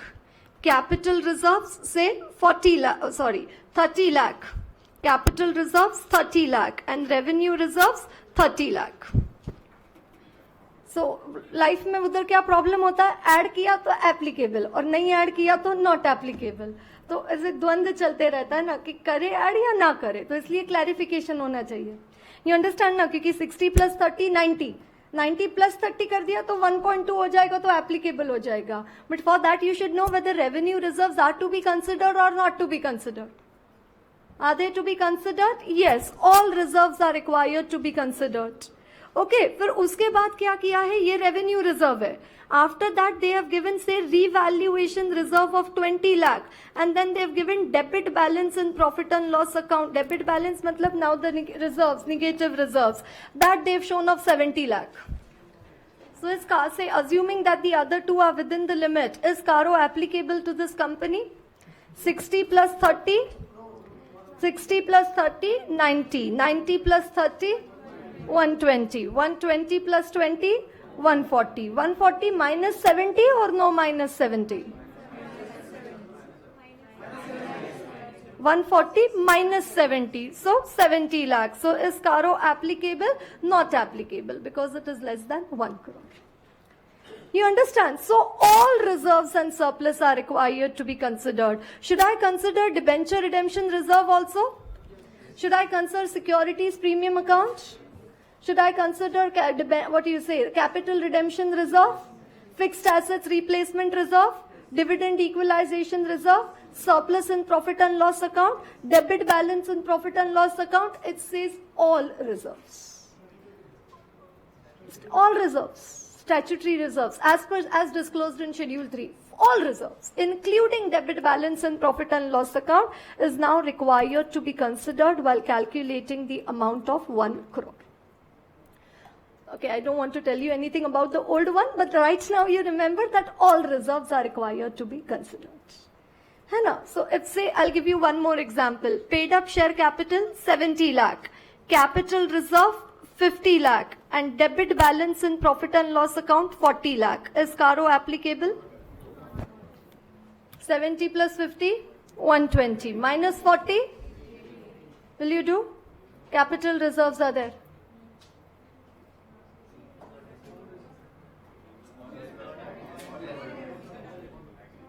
$70 plus 50, 120, minus 40. Should I do minus 40? Yes, so 80. So again, Caro not applicable. So all reserves and debit balance and profit and loss account always to be reduced. Whether it's a capital reserve or whether it's a revenue reserve, it is always to be reduced. Does everybody understand that? All reserves. मैंने बताया ना, dividend equalisation, fixed assets, DRR, CRR, जो भी नाम हो reserve का, securities premium, all reserves are required to be considered. Borrowings, does it mean only the long term borrowings or also the short term borrowings? Term loans, will I consider? Yes. CC limit overdraft, should I consider while calculating the limit of 1 crore? CC limit, overdraft, bills discounted, outstanding dues in respect of credit card, should I consider? Yes, it says all borrowings, है ना, whether long term or whether current, है ना, whether long term or whether current, and current includes overdraft, CC, bills discounted, export credit, और height देखो अभी क्या बोला है, outstanding dues in respect of credit card. Outstanding dues in respect of credit cards, even that is to be considered while calculating the limit of 1 crore. Right, then after that, only secured or unsecured? Only secured loan should be considered, or even unsecured one should be considered. So all should be considered, both should be considered. Secured as well as unsecured, both are required to be considered. Yes, what does it say after that? Interest accrued and due, and interest accrued but not due. Should it be considered while calculating the limit of 1 crore? Interest accrued and due and interest accrued but not due. You know these headings, no? So interest accrued and due to be considered, but interest accrued but not due, not to be considered. New entry, this was not there in the old Caro. Interest accrued and due to be considered, interest accrued but not due, not to be considered. Is it each bank financial institution 1 crore or all banks financial institutions put together 1 crore? Obviously all banks and financial institutions put together, the aggregate of all. Right, loans from related parties, will I consider in this limit of 1 crore? No, what does it say? total borrowings from any banks or financial institutions. So loans from related parties will not be considered in the total borrowings. Is that okay for everyone? So long-term, current, both. Secured, unsecured, both. All banks, financial institutions put together. And interest accrued and due to be considered as a part of borrowing. But interest accrued but not due, not to be considered as a part of borrowing. And revenue. Yes, revenue, does it mean only sale of goods or sale of services also? Sale of services also. Other income, will that be a part of revenue or not a part of revenue? Total revenue, wonderful. So other income also to be considered. Right, so sale of fixed assets, will it be considered? It says total revenue as disclosed in Schedule 3 is required to be considered. Then sales return, should I reduce? Sales return, should I reduce? Right. Then trade discount, should I reduce? Yes, trade discount, should that be reduced? Sales tax, customs, sales tax, excise, VAT, should that be reduced? Sales tax, excise, VAT, whatever is applicable to the entity, should that be reduced? Yes, all these three are required to be reduced from revenue. Because Schedule 3 says that sales less excise, no? Right, so you have to show it reduced. Yes, cash discount, should that be reduced? While calculating total revenue, cash discount, should that be reduced? Commission given to third parties, should that be reduced from revenue while calculating total revenue? No, not to be reduced. Yes, not to be reduced. Okay. Now say Jio Limited, it also has some subsidiaries. You understand? So that is why Jio Limited has to prepare standalone financial statements also and consolidated financial statements also. So Caro ka reporting will apply to which? Standalone or consolidated or both? You understand my question? To Jio Limited, Caro is applicable. That is first point of clarification. Now, Jio also has some subsidiaries and associates and joint venture. So, Jio needs to prepare consolidated financial statements also. So, Caro ka reporting will apply to standalone or consolidated or both? Yes, Caro ka reporting will only apply to the stand-alone financial statements. Caro reporting does not apply to the audit of consolidated financial statements. New entry in Caro 2016. Okay, old Caro, it was applicable even to Conso. Now, new Caro, it says Caro reporting will not apply to the audit report on consolidated financial statements. It will only apply to the audit report on the stand-alone financial statements. Stand-alone, though obviously yes. Only for consolidated, it will not apply. Right, so let me just again say once. I'll give you time to write, don't worry, but first understand. What does it say? That Caro shall apply to every company, including a foreign company, except a private limited company, not being a subsidiary or a holding of a public company, not having total paid up share capital and reserves and surplus exceeding 1 crore as on the balance sheet date, and does not have borrowings exceeding 1 crore from any banks or financial institutions at any point of time during the financial year, and which does not have total revenue as disclosed in Schedule 3, including revenue from discontinuing operations not exceeding 10 crore during the financial year. So here I want to add one more. Okay, revenue from discontinuing operations, will that be considered? Yes, वो तो अभी उसके face पे ही बोला है कि revenue as per Schedule 3, including revenue from discontinuing operations. So that's again a new entry in Caro 2016. Right, then after P for private limited company, then O, one person company, small company, Section 8 company, insurance company, and the banking company. Right, so earlier when first time I told you private limited company subject to certain conditions. Why? Because that time we didn't know what are the conditions. But now we need to say not being a subsidiary or a holding of a public company, 1 crore, 10 crore. You remember 1 crore, and 10 crore. You understand? So say there is a private limited company having 1 crore, 10 crore. Well, paid up share capital, reserves and surplus 1 crore, borrowings 1 crore and revenue 10 crore. exceeding. So not applicable. It's more 1 crore and 1 rupee, then Karo becomes applicable. Do you understand that? Exceeding bola hai na wahan pe. Right. So let us have a look at it in the books. Right. So Karo 2016 under section 143(11). No, wait. First let me finish.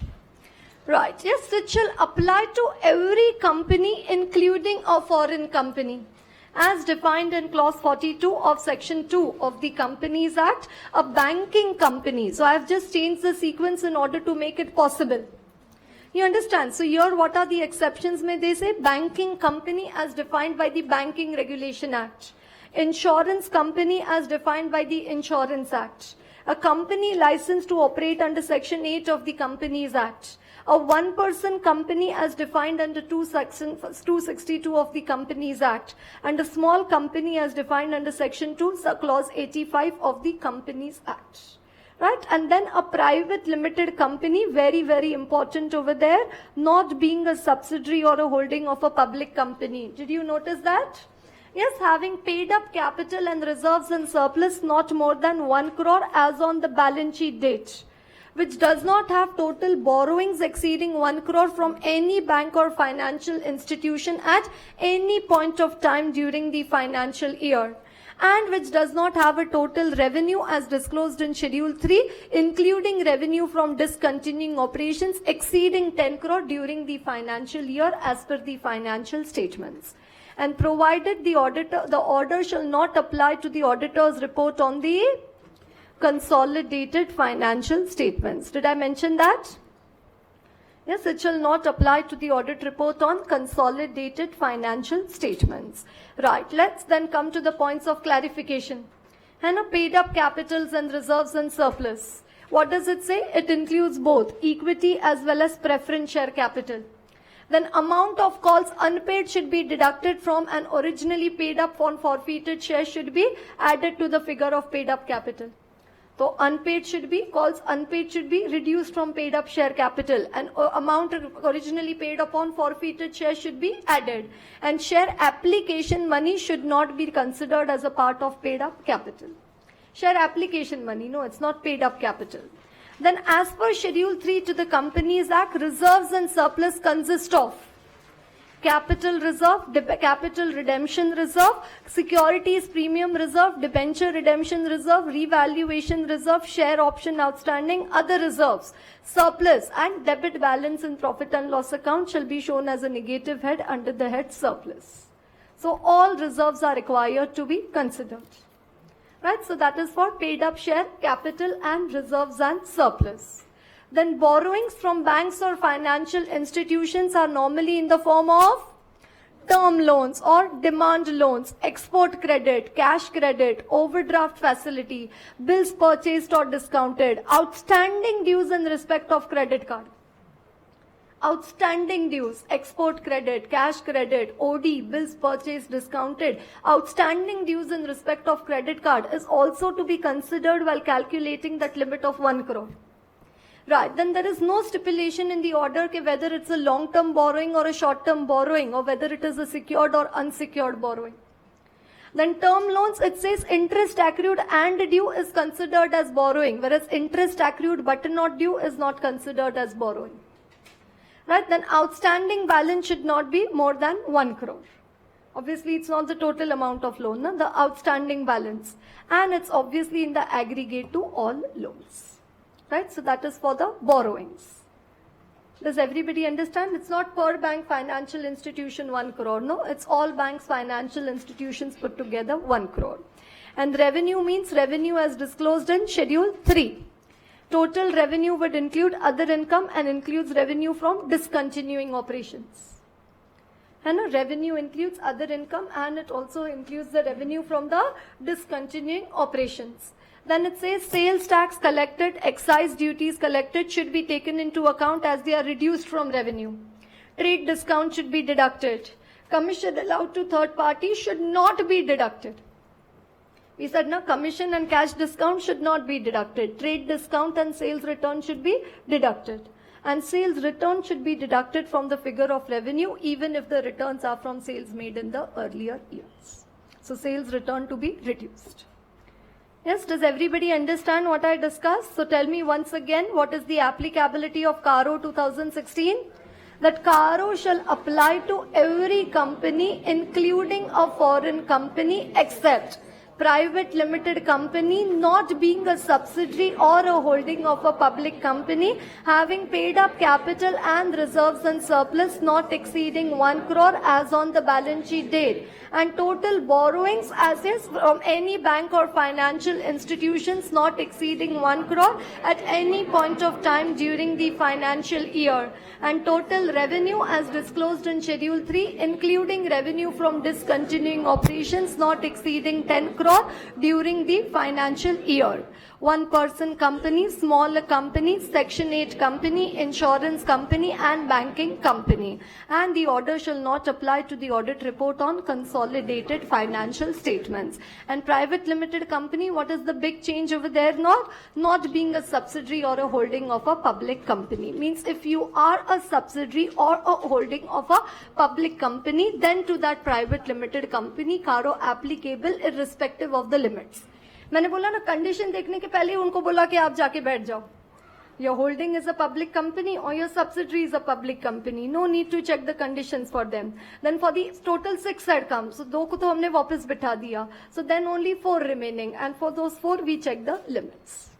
Yes, is it okay? Yes. Now you may ask your question and others you may start writing.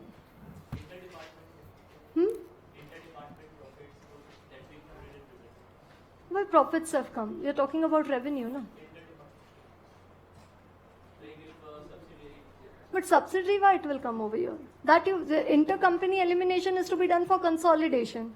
Here, obviously, if it's a sale to subsidiary or a purchase from subsidiary, that in the normal course it will come. So there is no different provision for that. Now, ask.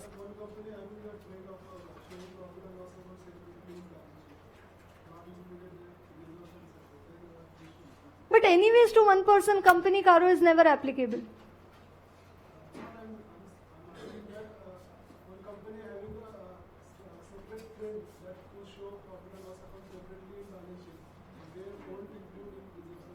They have to, if they have to comply with Schedule 3.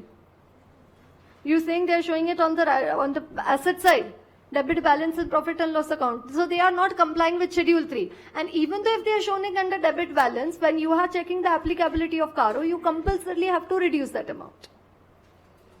So compulsory, मतलब और अभी तो allowed ही नहीं है. मतलब पहले जो होता था ना miscellaneous expenditure to the extent not written off, and then used to show debit balance and profit and loss.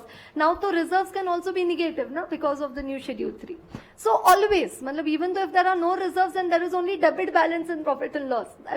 So against paid up share capital, you have to adjust that. Okay. Yes. 1 minute. He is asking first. Huh? Ma'am, for loans and borrowings, we have to consider whether it exceeds 1 crore at any point during the year. So, in case of a foreign currency loan, we have to translate it every day at the end of every day. Any one day, yes. And if any one day it exceeds, it's applicable. So, for all 365 days, we will do. Yes. If the credit card is given to the employee, And if the dues are being paid by the company, then again you have to consider. Yes, because it says now outstanding dues in respect of credit cards. Right, have you written this?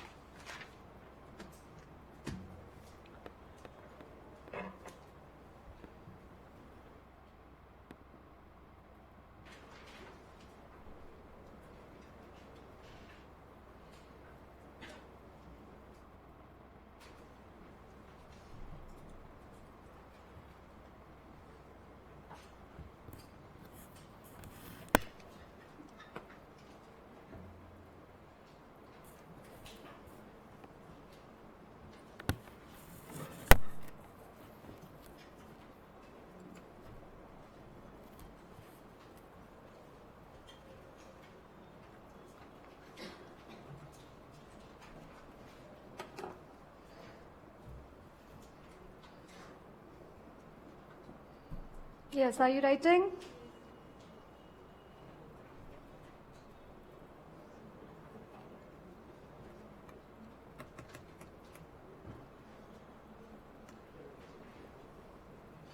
Right. So coincidentally in Caro 2016 there are 16 clauses. You understand? No, coincidentally. It was not that because it was released in 2016 they had to release only 16 clauses. No. And coincidentally there are 16 clauses. Old Caro it had like 21 clauses. Then Caro 2015 had just 12 clauses. You understand? And now they have again changed it to 16 clauses.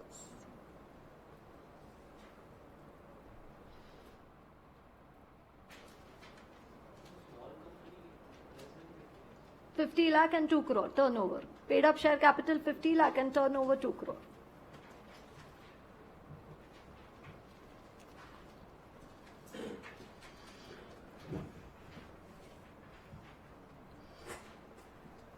SC is what? Subsidiary company, and HC is holding company.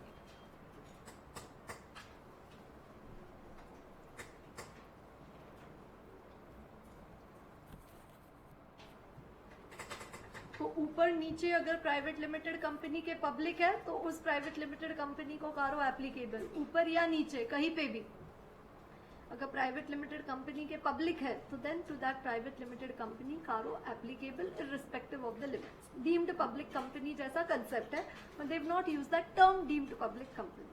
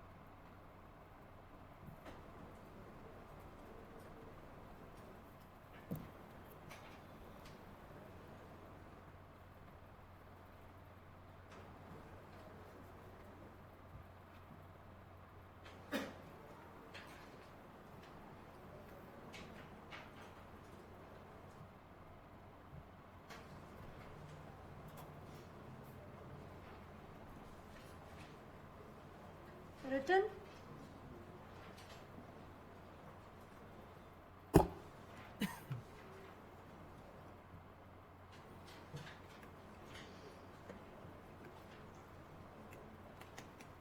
Yes, written? Right.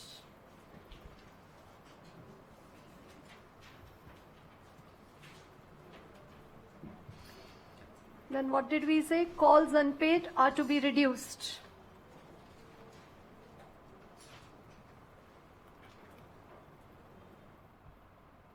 Share application money not to be considered.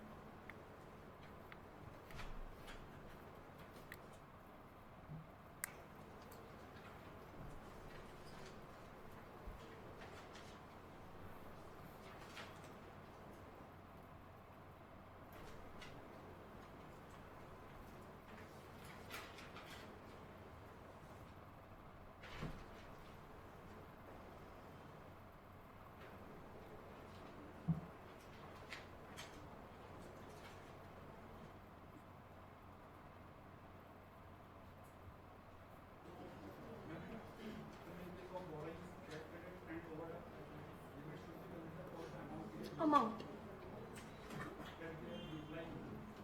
utilized, which is outstanding at any point of time. So your limit might be 2 crore, but you've raised only 87 lakh. So 87 lakh is to be considered. You've overdrawn only 87. So that is. But that's the current. But long term is also to be considered. Term loans, demand loans, all. Export credit. ये बहुत important है. Export credit, bills discounted, outstanding dues in respect of credit card. All these are considered while calculating total borrowings.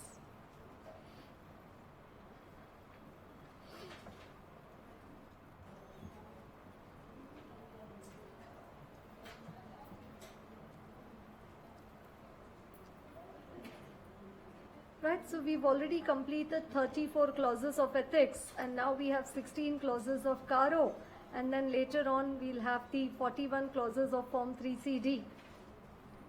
You understand, no? Tax audit. So 41 clauses over there. So 3 set of clauses. Yes, pehle to 34 clauses of ethics, then 16 clauses of CARO, and then last one is the 41 clauses of Form 3CD. And then you have the 46 standards. You understand? And then you have bank and insurance and cooperative and NBFC and CIS audit and peer review, cost audit, management audit. So it's like mazak mein bahut syllabus hai. So it's like लगता है little here there, but then it becomes a big one. Right? And what I as a teacher think about doing the advantage of a class.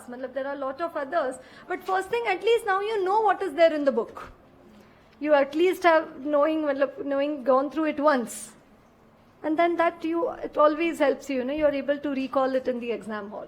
कभी कभी exam hall में लिखते वक्त ऐसा लगता है कि यार ये मुझे किधर से आता है, ये मैंने कब किया था, पर वो वही कभी खुद के रीडिंग में भी पढ़ा होता है.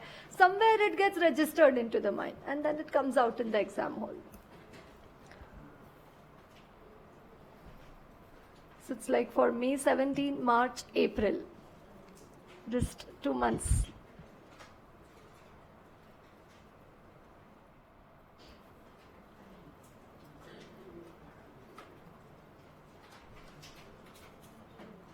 Done, everyone?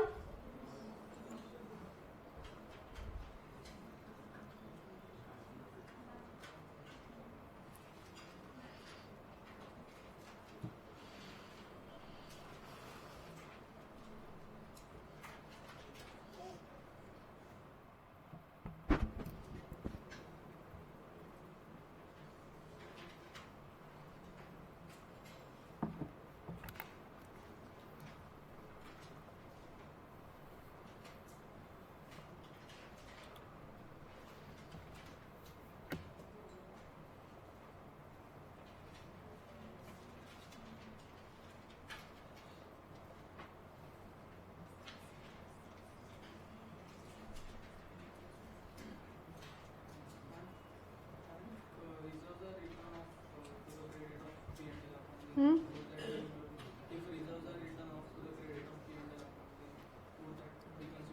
Written off मतलब?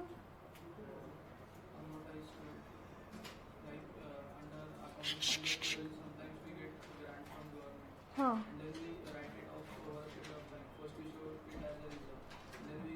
हाँ, so whatever is the balance after reduction, that net balance is to be considered.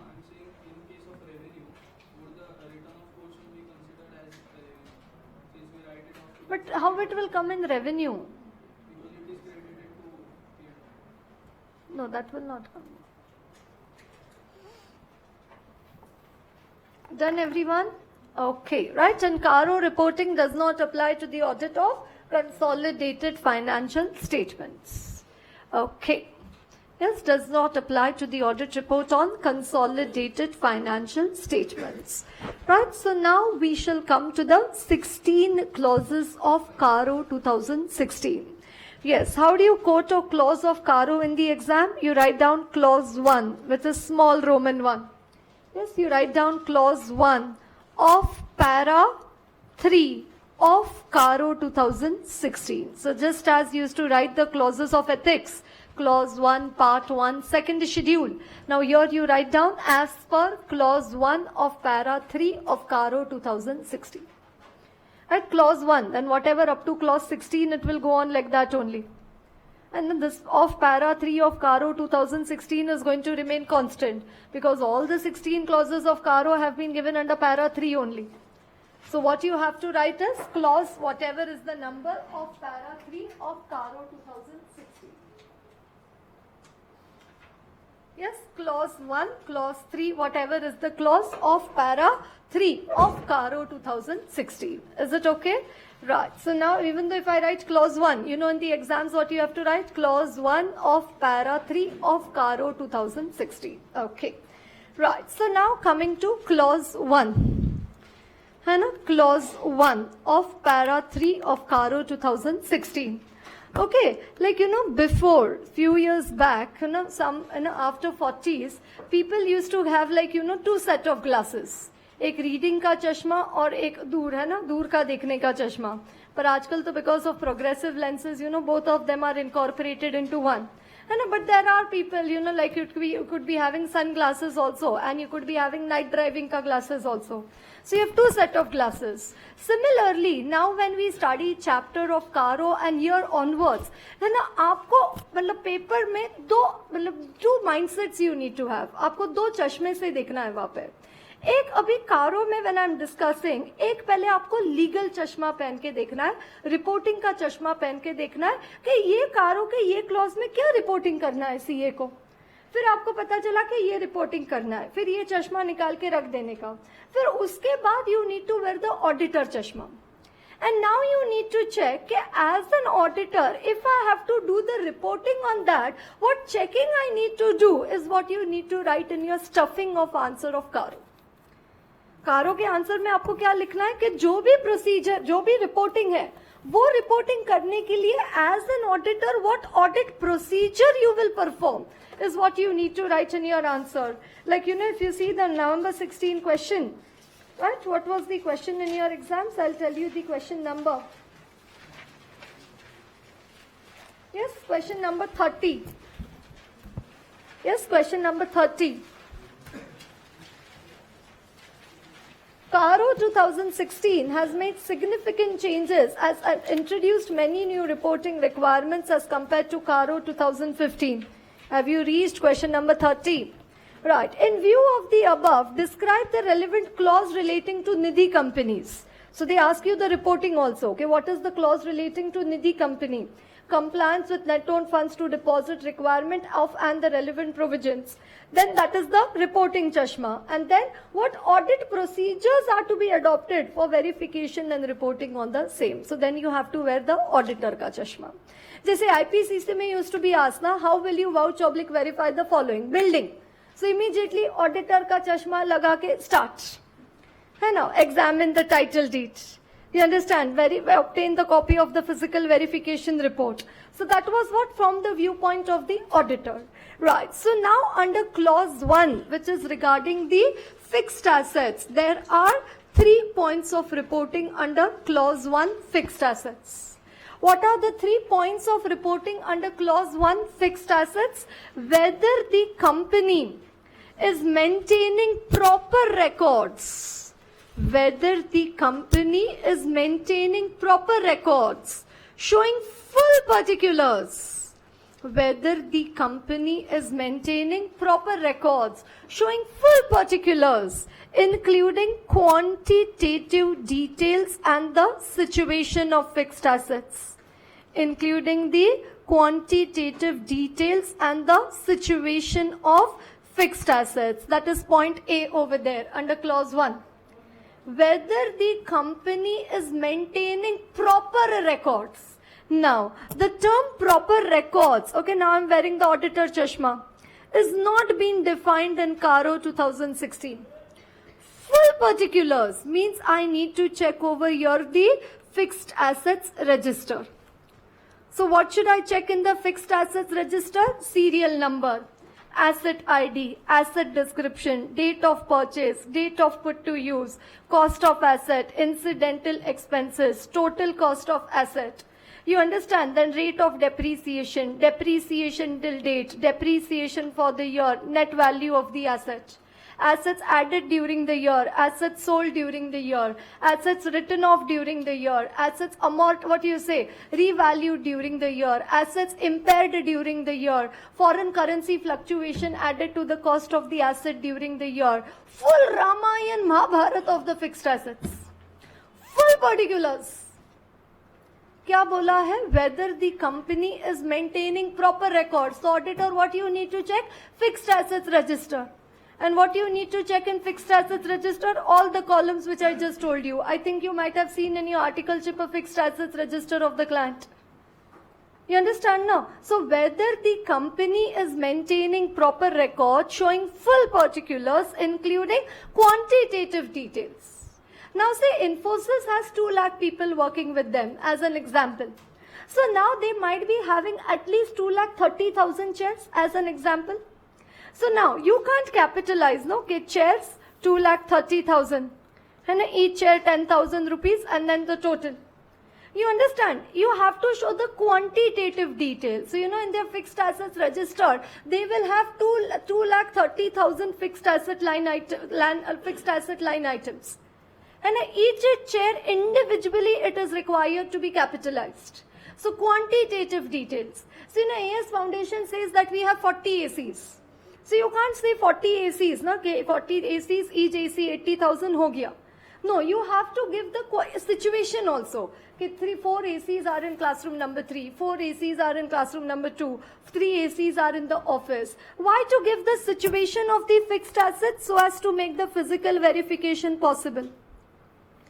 Otherwise, when you have to do the physical verification, आपको ये Infosys का 2,30,000 शेयर का मैनेजमेंट को physical verification करना है, कहाँ ढूंढेंगे?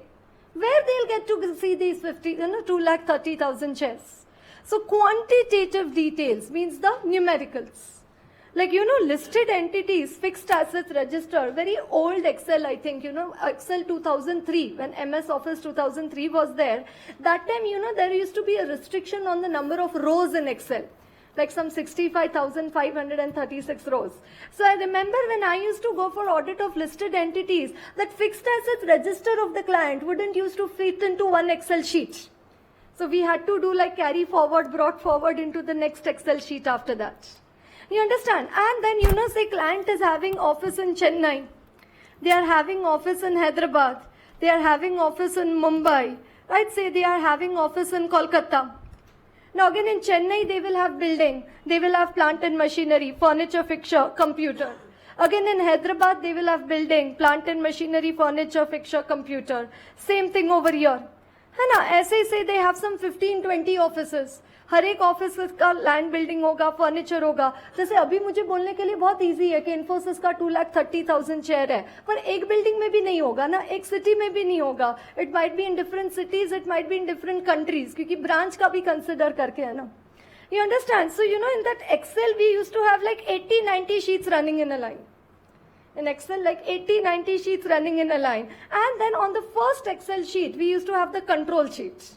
And then we used to give, you can give a formula, no? Okay, is equal to, and go to that sheet and pick up the number. Is equal to, go to that sheet and pick up the number. और जो main control sheet होता था, वहाँ से जो financial statements में जो fixed assets का schedule होता था, वहाँ से the number should tally. है ना? फिर चेन्नई के थोड़े फिक्स्ड एसेट्स का एडिशन डिलीशन चेक करो, हैदराबाद के थोड़े एसेट्स का एडिशन डिलीशन चेक करो. So it's like a voluminous task. But when you're doing that checking, you also happen to check whether the company is maintaining proper records, showing full particulars, including quantitative details and situation of fixed assets.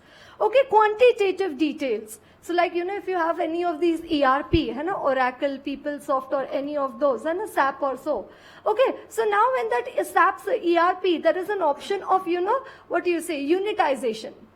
है ना कि units डाल सकते हैं. So like एक साथ अगर आपने 5,000 चेयर्स खरीदा है तो बैठ के 5,000 लाइन आइटम्स क्रिएट करने का काम नहीं है. आप यूनिट्स में डाल दो 5,000, हर एक प्राइस चेयर का प्राइस डाल दो and automatically fixed assets register में 5,000 line items will be generated. Okay, that one client where had gone for an audit, उनका कैपिटलाइजेशन वाज गोइंग ऑन, है ना. Some building they had constructed और उसका capitalization was completed during that quarter. Okay, so for that building, they had purchased electrical fittings के लिए 10,000 meter of wire. है ना, 10,000 meters of wire was purchased. Now the person who was sitting in the accounts department who had to pass that capitalization entry in that in that accounting software, उसको ध्यान में नहीं आया कि ये unitization कब select करते हैं, ये option कब click करना चाहिए. He thought unitization ना कितना मीटर वायर खरीदा, 10,000 meter. So now that is to be used for chairs and ACs and projectors. That is not to be used for wires. तो फिर उसके बाद क्या हो गया, सिस्टम में जब हमारे ऑडिटर के पास फिक्स्ड एसेट्स का रजिस्टर आ गया तो उसमें एक मीटर का वायर कैपिटलाइज होके आ गया था. फिर हमने उनको पूछा ये क्या है, एक मीटर का वायर क्यों कैपिटलाइज किया है. फिर वो बोलते नहीं, हमको तो भी मालूम नहीं था ये यूनिटाइजेशन क्या होता है. और जनरली ये ओरेकल सैप में वगैरह क्या होता है, once you pass an entry it can not be reversed, है ना, वो वैसे ही रह जाता है सिस्टम में. सो then they say now we have written off the entire amount. Right, now if it's an AC, then you can mention that it is in classroom number 3. You understand? But say Infosys, if there is a chair, you can mention in which office, which floor, which cabin is the chair. But obviously if they've given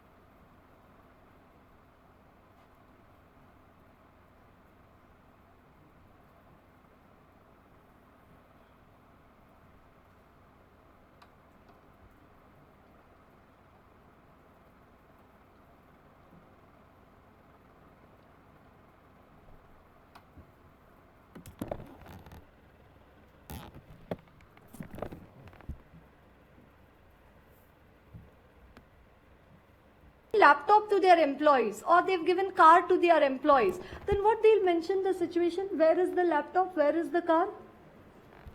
Then they have to give the name and designation of the employee with whom that particular asset is there. कि आपको अगर ये asset का physical verification करना है, ये laptop के पीछे साइड पे आपको पता है ना सीरियल आईडी होता है, एक नंबर होता है, big number is there. So then we go to that respective employee who has that laptop and then we say कि हमको इसका physical verification करना है. You understand? So why quantitative details and the situation of fixed assets? And why situation of fixed assets is very important to be given in the fixed assets register so as to make physical verification possible. Does everybody understand the first part in clause 1 fixed assets? Right. Then part B over there. Right. Whether these fixed assets have been physically verified by the management. Whether these fixed assets have been physically verified by the management at reasonable intervals. And any material discrepancies noticed on physical verification, have they been properly dealt with in the books of account? So whether the fixed assets have been physically verified by the management at reasonable intervals. So whose responsibility? Physical verification of fixed assets, management's responsibility. So what I'm going to do, now I'll wear the auditor chashma. Legal chashma dekh liya, ab nikal ke rakh do. Now wear auditor chashma. Now as an auditor, when I have to do the reporting on this, whether fixed assets have been physically verified by the management at reasonable intervals, what I will do, I will ask the management for their physical verification policy. They will have some policy regarding physical verification of fixed assets. So they are telling me, CSE, this is our physical verification policy. Land and building once in 3 years. And plant and machinery, this is just an example, no need to write. Plant and machinery, alternate year. 1 year plant and machinery, 1 year furniture fixtures. So, yani once in 2 years. And computer, they say we do physical verification once in a year. There might be some client who say we physically verify all the assets once in a year also. But I'm just giving you an example of physical verification of policy. I'm asking management, क्या है तुम्हारा, है ना, क्या policy है physical verification का? तो बोलते देखो लैंड एंड बिल्डिंग 3 साल में एक बार फिजिकली वेरीफाई होता है, plant and machinery, furniture fixture alternate year and computer once in a year. Now as an auditor what you have to report कि whether this interval is a reasonable interval, है ना, whether what you have to say, whether physical fixed assets have been physically verified by the management at reasonable interval. Okay, and how has the statement defined the reasonable interval at? It says when the time gap between two physical verification is not more than 3 years. So at least once in 3 years, all the fixed assets of the company should be physically verified. So in this case, can I say the company has a policy which is of doing physical verification of fixed assets at intervals which are reasonable? Can I say their intervals are reasonable in the case of this company where I see this physical verification policy? Yes, because all the fixed assets are being physically verified at least once in a year. On the other hand, if they would have said me कि कहाँ जाने वाला है land and building, 10 साल में एक बार देख लेते हैं, plant and machinery, furniture fixture 5 years में एक बार देखते हैं, और कंप्यूटर्स 4 साल के बाद राइट ऑफ करते हैं ना, तो जब राइट ऑफ करना रहता है उस वक्त उसको देख लेते हैं, तो then auditor will have to comment कि no no no no, physical verification of fixed assets, the intervals at which it is being conducted by the management is not reasonable in according to our opinion. हम लोग बोलते हैं ना, as per the information and explanation given to us and based on the information and explanation and based on our opinion, then we will say that the intervals are not reasonable. सबको समझ रहा है मैं क्या बोल रही हूँ? Right. So physically verified by the management at reasonable intervals and material discrepancy is noticed. अभी discrepancy किधर से पता चलेगा? Physical verification report. So now tell client give us a copy of the physical verification report of fixed assets which has been conducted during the year. So in my example, how many chairs they had? 2,30,000. On physical verification, what happened? Only 2 lakh chairs were noticed. Yani ke now there is a discrepancy of 30,000, say, which is a material discrepancy. So whether this discrepancy has been properly dealt with in the books of account. Now what is going to be the books of account over here? Fixed assets register. Fixed assets register में उतने assets write off करना पड़ेगा ना? Am I right? क्योंकि books में तो दिख रहा है 2,30,000, फिजिकल वेरिफिकेशन पे सिर्फ 2 लाख मिला, तो अभी 30,000 फिजिकली तो नहीं है, उसका तो कुछ नहीं हो सकता है, भले ही नया खरीद लो, तो अभी क्या करने का पड़ेगा, बुक्स में उसको राइट ऑफ करना पड़ेगा. So you need to check whether it has been properly dealt with in the books of account. Sometimes if it has not been properly dealt with or they are in the process, तो हम लोग लिखते हैं material discrepancies were noticed and the management is in the process of dealing with those material discrepancies in the books of account, or they have not dealt with the material discrepancies in the books of account. And if there is no material discrepancy, we write that physical verification is being conducted by management at reasonable intervals and no material discrepancies were noticed on physical verification. Does everybody understand part 2 of clause 1? What is part B? Whether these fixed assets have been physically verified by the management at reasonable intervals and material discrepancies noticed on physical verification, have they been properly dealt with in the books of account? And then you have the C point over there. I told you, na, under clause 1 fixed assets you have 3 points of reporting. So point 1 full particulars, point 2 physical verification, and now point 3 R raised to 50. Yes, R raised to 50. What is point C over there? Whether the title deeds of immovable properties, whether the title deeds of immovable properties are held in the company's name. Title deeds of immovable properties, are they held in the name of the company? And if not, then provide the details. If not, then provide the details for the same. Title deeds of immovable properties. Immovable properties matlab what? Land, building. Immovable properties, land, building. Are they held in the name of the company? So whether the land, whether the building, see, furniture can't be in the name of the company. The invoice has to be in the name of company. Computer cannot be in the name of AS Foundation. The invoice will be in the name of AS Foundation. But this classroom, it can be in the name of AS Foundation. You understand? No. So title deeds of immovable property. So title deed means, can anybody suggest me what are the documents which I can check? Yes. Conveyance deed, sale deed, transfer deed, lease deed. Yes, is it? Are these the documents which I should check? Right. So title deeds of immovable properties, are they held in the name of the company? If not, provide the details. Okay, now here they've discussed some masala over there. Okay, what if the title deeds, and what are the possibilities, problems which can be there in that case? As title deeds of immovable properties, are they held in the name of the company? This has again mainly come because of Sahara and Kingfisher. And so many Benamidar companies and all the properties of the company are in the name of directors or so. So it says no, company property, it should be in the name of the company. So title deeds of immovable property, are they held in the name of the company? Now, what if your property is mortgaged with the bank? So obviously now the property will not be in your name, no? The property will be in the name of the bank. So in that case, you need to get a confirmation from the bank, because this is one problem which may happen. Then what if the company is what you say, transfer of property? The company is being converted, and it's conversion of an LLP into a company.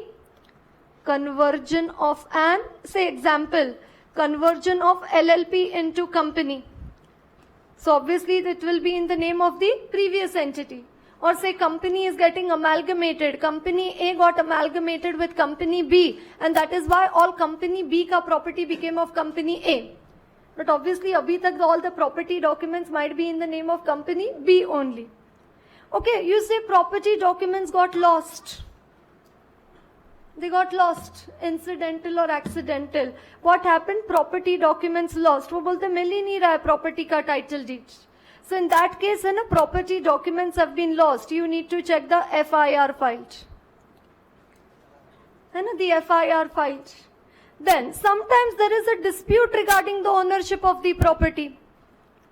है ना, dispute. Say the brothers are fighting, है ना, family business, companies they have. And there is a dispute regarding the ownership. So in that case, again, you need to take the lawyer's opinion. Yes, you need to have a discussion with the lawyer. So this is just the masala for your answer. You understand? This is the content where you have to wear the auditor ka chashma and write down title deeds of immovable properties. So now sometimes there might be a situation that the property is mortgaged. So then you need to take a confirmation from the bank. Then sometimes it might be in the process of transfer. Right? Sometimes the property documents auditor asks and they say, नहीं वो तो गुम गए हमारे property documents. So you need to check the FIR filed in that case. वो बोलते हैं हमारा property is under dispute. हम लोग बोल रहे हैं हमारा है, वो third party बोलती है नहीं उनका है. So again you need to have a discussion with the lawyer. You need to make inquiries of the management and the lawyers for the same. Does everybody understand? Title deeds of immovable properties, should they be held in the name of directors or in the name of the company? Should be held in the name of the company. If they are in the name of the directors, then we will do the reporting under clause 1C of CARO 2016. Is 1C okay for everyone? Clause 1, fixed assets, and C point over there. Title deeds of immovable properties, are they held in the name of the company? So if you look in your books, you find the clause, you find the particulars, and then you see the explanation. So clause 1, fixed assets, whether the company is maintaining proper records, showing full particulars, including quantitative details and situation of fixed assets. So देखो कैसे दिया है, sufficient details of fixed assets, description of the asset, classification of the asset, situation, quantity, original cost, year of purchase, useful life, residual value, component-wise breakup, adjustment for revaluation, date of revaluation, rate basis of depreciation, amortization, accumulated depreciation, particulars regarding impairment, sale, discarding, demolition. So I told you, full Ramayan Mahabharat of the fixed assets. Right? So what is that? First one, the fixed assets, proper records have been maintained. Then whether these fixed assets have been physically verified by the management at reasonable intervals. And whether any material discrepancies were noticed on such verification. If same, whether the same have been properly dealt with in the books of account. So what is reasonable interval? I told you in case of fixed assets, at least once in every 3 years. At least once in every 3 years. And if no discrepancies were noticed, written representation should be taken from the management. And if there was a discrepancy, then again a representation whether it has been properly dealt with in the books of account. And this one is R raised to 50, most important one for us. Whether the title deeds of immovable property are held in the name of the company, if not, provide the details thereof. Title deeds of immovable properties. This is a new entry in CARO 2016. This reporting requirement was never there. The part A and B was already there in previous CAROs also. This is the new entry over there, the 1C part. Right, so auditor should examine the registered, so now I'm wearing the auditor chashma. Auditor should examine the registered sales deed, transfer deed, conveyance deed, lease deed, or any other document. The auditor should carry out detailed examination in case where immovable property is transferred as a result of conversion of partnership or LLP into company or amalgamation of companies. Where title deeds of immovable properties have been mortgaged with the bank's financial institutions for securing the borrowings and loan, a confirmation about the same should be sought from the respective institution to this effect. Is everybody getting? There may be instances where the title deeds were lost accidentally or otherwise. In such cases, the certified copies of the documents as available with the company and the details of the FIR filed about loss of such documents needs to be obtained and documented. Then further, any discrepancy including any pending disputed court cases relating to the ownership needs detailed discussion with the management, and you can also talk with the lawyer. And how do they say finally, auditor, how you should reconcile? You should look at the total immovable properties in the fixed assets register, and then you should check whether you've checked the title deed of each of them. Fixed assets register में जितना भी land and building दिख रहा है वो, and फिर उसका title deeds you need to cross check, right. So auditor should verify the title deeds available and reconcile the same with the fixed assets register. Does everybody understand that? Right. Come to the question bank. Come to question number. Yes, come to question number 9. Yes, come to question number 9. NSP Limited has its factory building.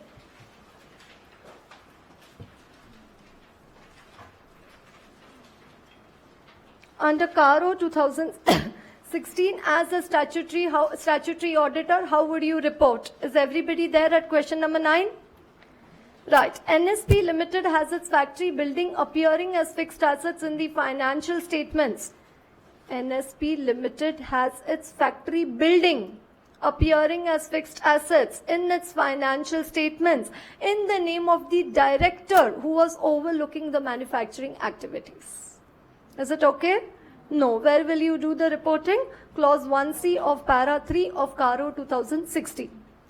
Then the auditor should verify the title deeds available and reconcile the same with the fixed assets register. The scrutiny of the title deeds of immovable properties may reveal a number of discrepancies between the details in the fixed assets registers and the details available in the title deeds. This may be due to various reasons which needs to be examined. So I told you all the reasons. It could be mortgaged, it may be under transfer, it may be lost, it might be under dispute. In the given case, NSP Limited has its factory building appearing as fixed assets in the name of a director. Hence, the auditor shall do the reporting of the same under clause 1C of CARO 2016. The reporting under this clause, where the title deeds of immovable property are not held in the name of the company, may be provided as follows. In the case of land and in the case of building. So total number of cases, whether freehold, leasehold, gross block, net block, remarks, and building, total number of cases, gross block, net block. You understand? So that's again a RTP May 17 question for you. Whether title deeds of immovable properties are held in the name of the company, if not, provide the details of the same. Yes, title deeds of immovable properties. Is that okay for everyone? Title deeds of immovable properties. Yes, you know it's R raised to 50. Right. Right. So tell me once again, what is clause 1, fixed assets? Clause 1, which is fixed assets. Is everybody getting what I'm saying? Clause 1, fixed assets. What are the 3 points over there? A, whether the company is maintaining proper records showing full particulars including quantitative details and situation of fixed assets. Is it right?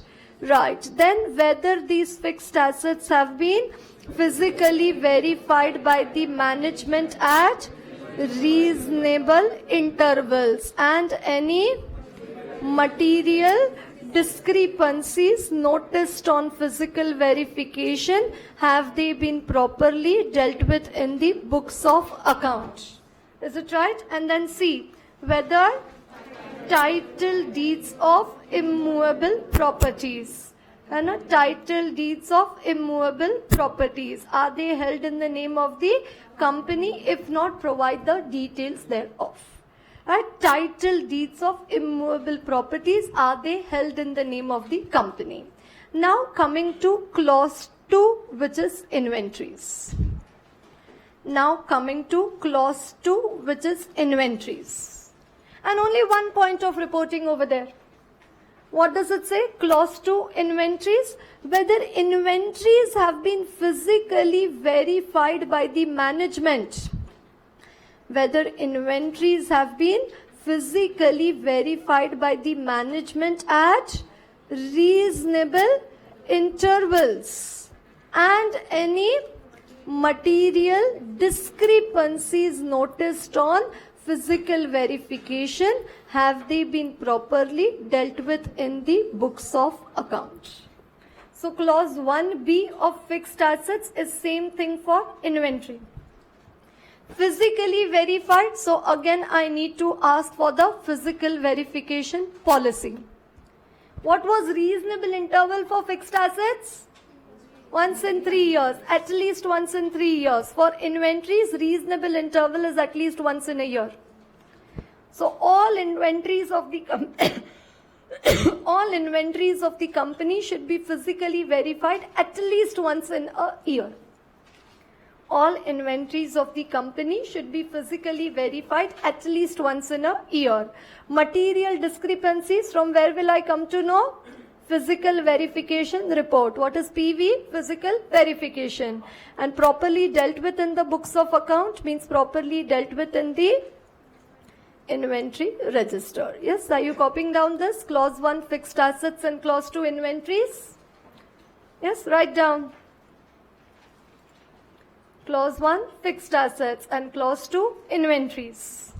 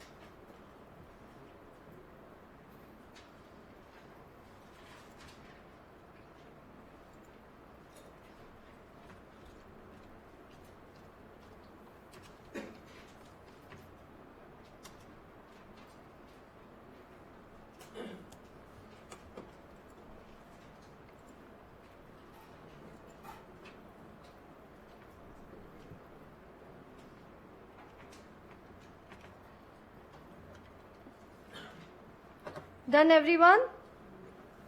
Clause 1, fixed assets. Clause 2, inventories. Very important one over there is which? Title deeds of immovable properties. Are they held in the name of the company? If not, provide the details. Yes, you can also give a reference over there in your textbook to question number 9. And in your textbook, you can give the reference. You know, when you're studying that clause, you need to go to that part. Question number 9 only, no? 10, whatever is the question number. I'll just tell you once. 9 only. Yes, question number 9. Is that okay? Right. So, done, everyone? Have you written this? Okay. Right. So now if you have a look over here, this is Reliance Industries Limited, their annual report. You understand? So if you look at first, this is the main auditor's report, independent auditor's report. Then annexure A to their report is regarding the IFC, reporting on the internal financial controls. Did you notice that? Yes, that's internal financial controls. And then after that, the second one over there is regarding the CARO reporting. Yes, as per CARO 2016. So if you see the first point over there, is everybody able to see? In respect of its fixed assets. Yes, in respect of its fixed assets. The company has maintained proper records showing full particulars, including quantitative details and situation of fixed assets. Yes, including quantitative details and the situation on the basis of available information. As explained to us, all the fixed assets have been physically verified by the management in a phased periodical manner, which in our opinion is reasonable, matlab reasonable interval, having regard to the size of the company and the nature of its business, and no material discrepancies were noticed on such physical verification. And as per the information and explanations provided to us, title deeds of immovable properties are generally in the name of the company, except in cases of properties acquired by the entity that have since been amalgamated with the company. So I told you amalgamation, they are under transfer. And except in 14 cases, matlab ek except amalgamation ke liye, aur dusra 14 cases of leasehold land, aggregating to 317 crore, in respect of which lease deeds are pending execution. We verified that the title deeds of immovable properties acquired during the course of the year and in respect of other properties, the same is under compilation. Right? So it says, we अभी इनका ready नहीं थे ना data. अब कोई property इन्होंने 1960 में खरीदा होगा. अभी all of a sudden कारों का requirement आ गया. Title deeds of immovable properties. तो बोलते इस साल जो प्रॉपर्टी खरीदा उसका तो हमारा रेडी है. So in respect of acquired during the year we verified and other properties the same is under compilation. मतलब दियर क्लाइंट अभी they are preparing, so maybe by next audit that data will be ready. Client बोलते अभी 1960 का property का document कहाँ ढूंढूं? तो बोलते अभी ढूंढना ही पड़ेगा, अभी कारों में रिक्वायरमेंट आ गया ना. You understand that? No. Right. Then clause 2. What is clause 2? In our opinion, the inventories have been physically verified during the year by the management at reasonable intervals and as explained to us. Auditor क्या careful रहता है बोलते वक्त. As explained to us, no material discrepancies were noticed on physical verification. है ना? No material discrepancies. So old caro, even for inventories, there were 3 points. But now for inventory, only 1 point. Whether inventories have been physically verified by the management at reasonable intervals and any material discrepancies noticed on physical verification, have they been properly dealt with in the books of accounts. Right? So clause 1, fixed assets. Clause 2, inventories. Clause 3, loans to section 189 parties. Yes, clause 3, which is loans to section 189 parties. Who are these 189 parties? Related parties. To section, to whom section 187, 188, 177 of the Companies Act, 177 Audit Committee, 188 all the related party contracts and arrangements. Right? So 189 party, 189 is that section 189 registered. 1956 Act, it used to be the section 301 register. Now, new company law, we call it as the section 189 register. You understand, the register of contracts or arrangements entered into with the related parties. So, who are these 189 parties? All those parties whose contracts are required to be entered in that register. And a register of contracts. So, what does it say? Whether the company has granted a loan, so not taken a loan, because it's only loans to, it is not loans from. Clause 3 is half only, no? It's only old caro, it used to talk about loans to or from directors and interested parties. Now it only talks about loans to. So if I've taken a loan from related party, no reporting under caro 2016 to be done by statutory auditor. I've given a loan to a 189 party, then the reporting is required to be done. Whether the company has granted any loan, secured or unsecured, granted any loan, secured or unsecured, to company firms LLP, to company firm LLP, or any other party, covered in the register maintained under section 189, covered in the register maintained under section 139, then the following points you need to check for. Whether the company has granted any loan. You say, we've not granted any loan. Very good. Then as an auditor, how you'll report? The company has not granted any loans to 189 parties. Hence, the reporting under clause 3 is not applicable to the company. Baat khatam. When does the baat go aage? When the company has granted a loan, secured or unsecured, to company firms, LLPs or other parties covered in the register maintained under section 189, whether the terms and conditions thereof, whether they are prejudicial to the interest of the company. Prejudicial means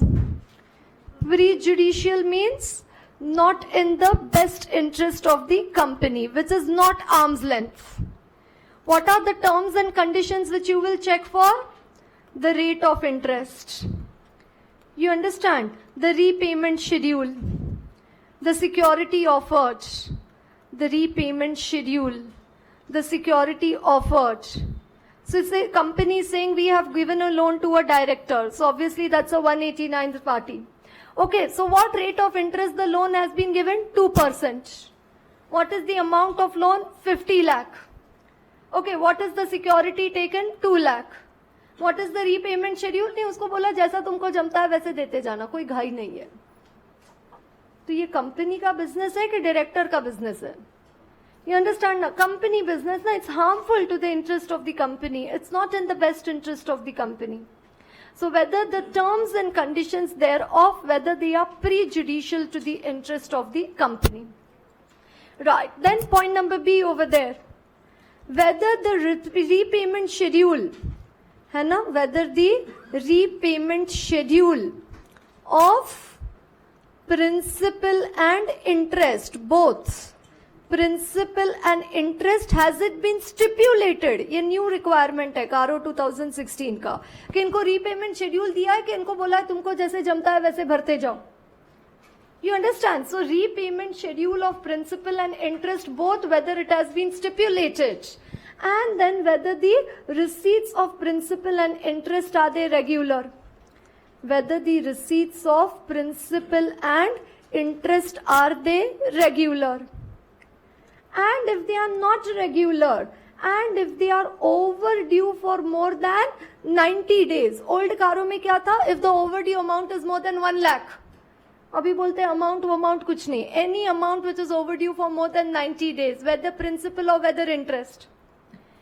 If the principal or interest, any of the two, is overdue or both are overdue for more than 90 days, then state the amount which is overdue for more than 90 days. State the amount which is overdue for more than 90 days, and also whether reasonable steps have been taken for the recovery. Reasonable steps taken for recovery did not necessarily mean a legal step. Even a gentle reminder or a phone call could be considered to be a fourth step taken for recovery. Right, क्या बताया मैंने आपको अभी इतना? Loans to Section 189 parties.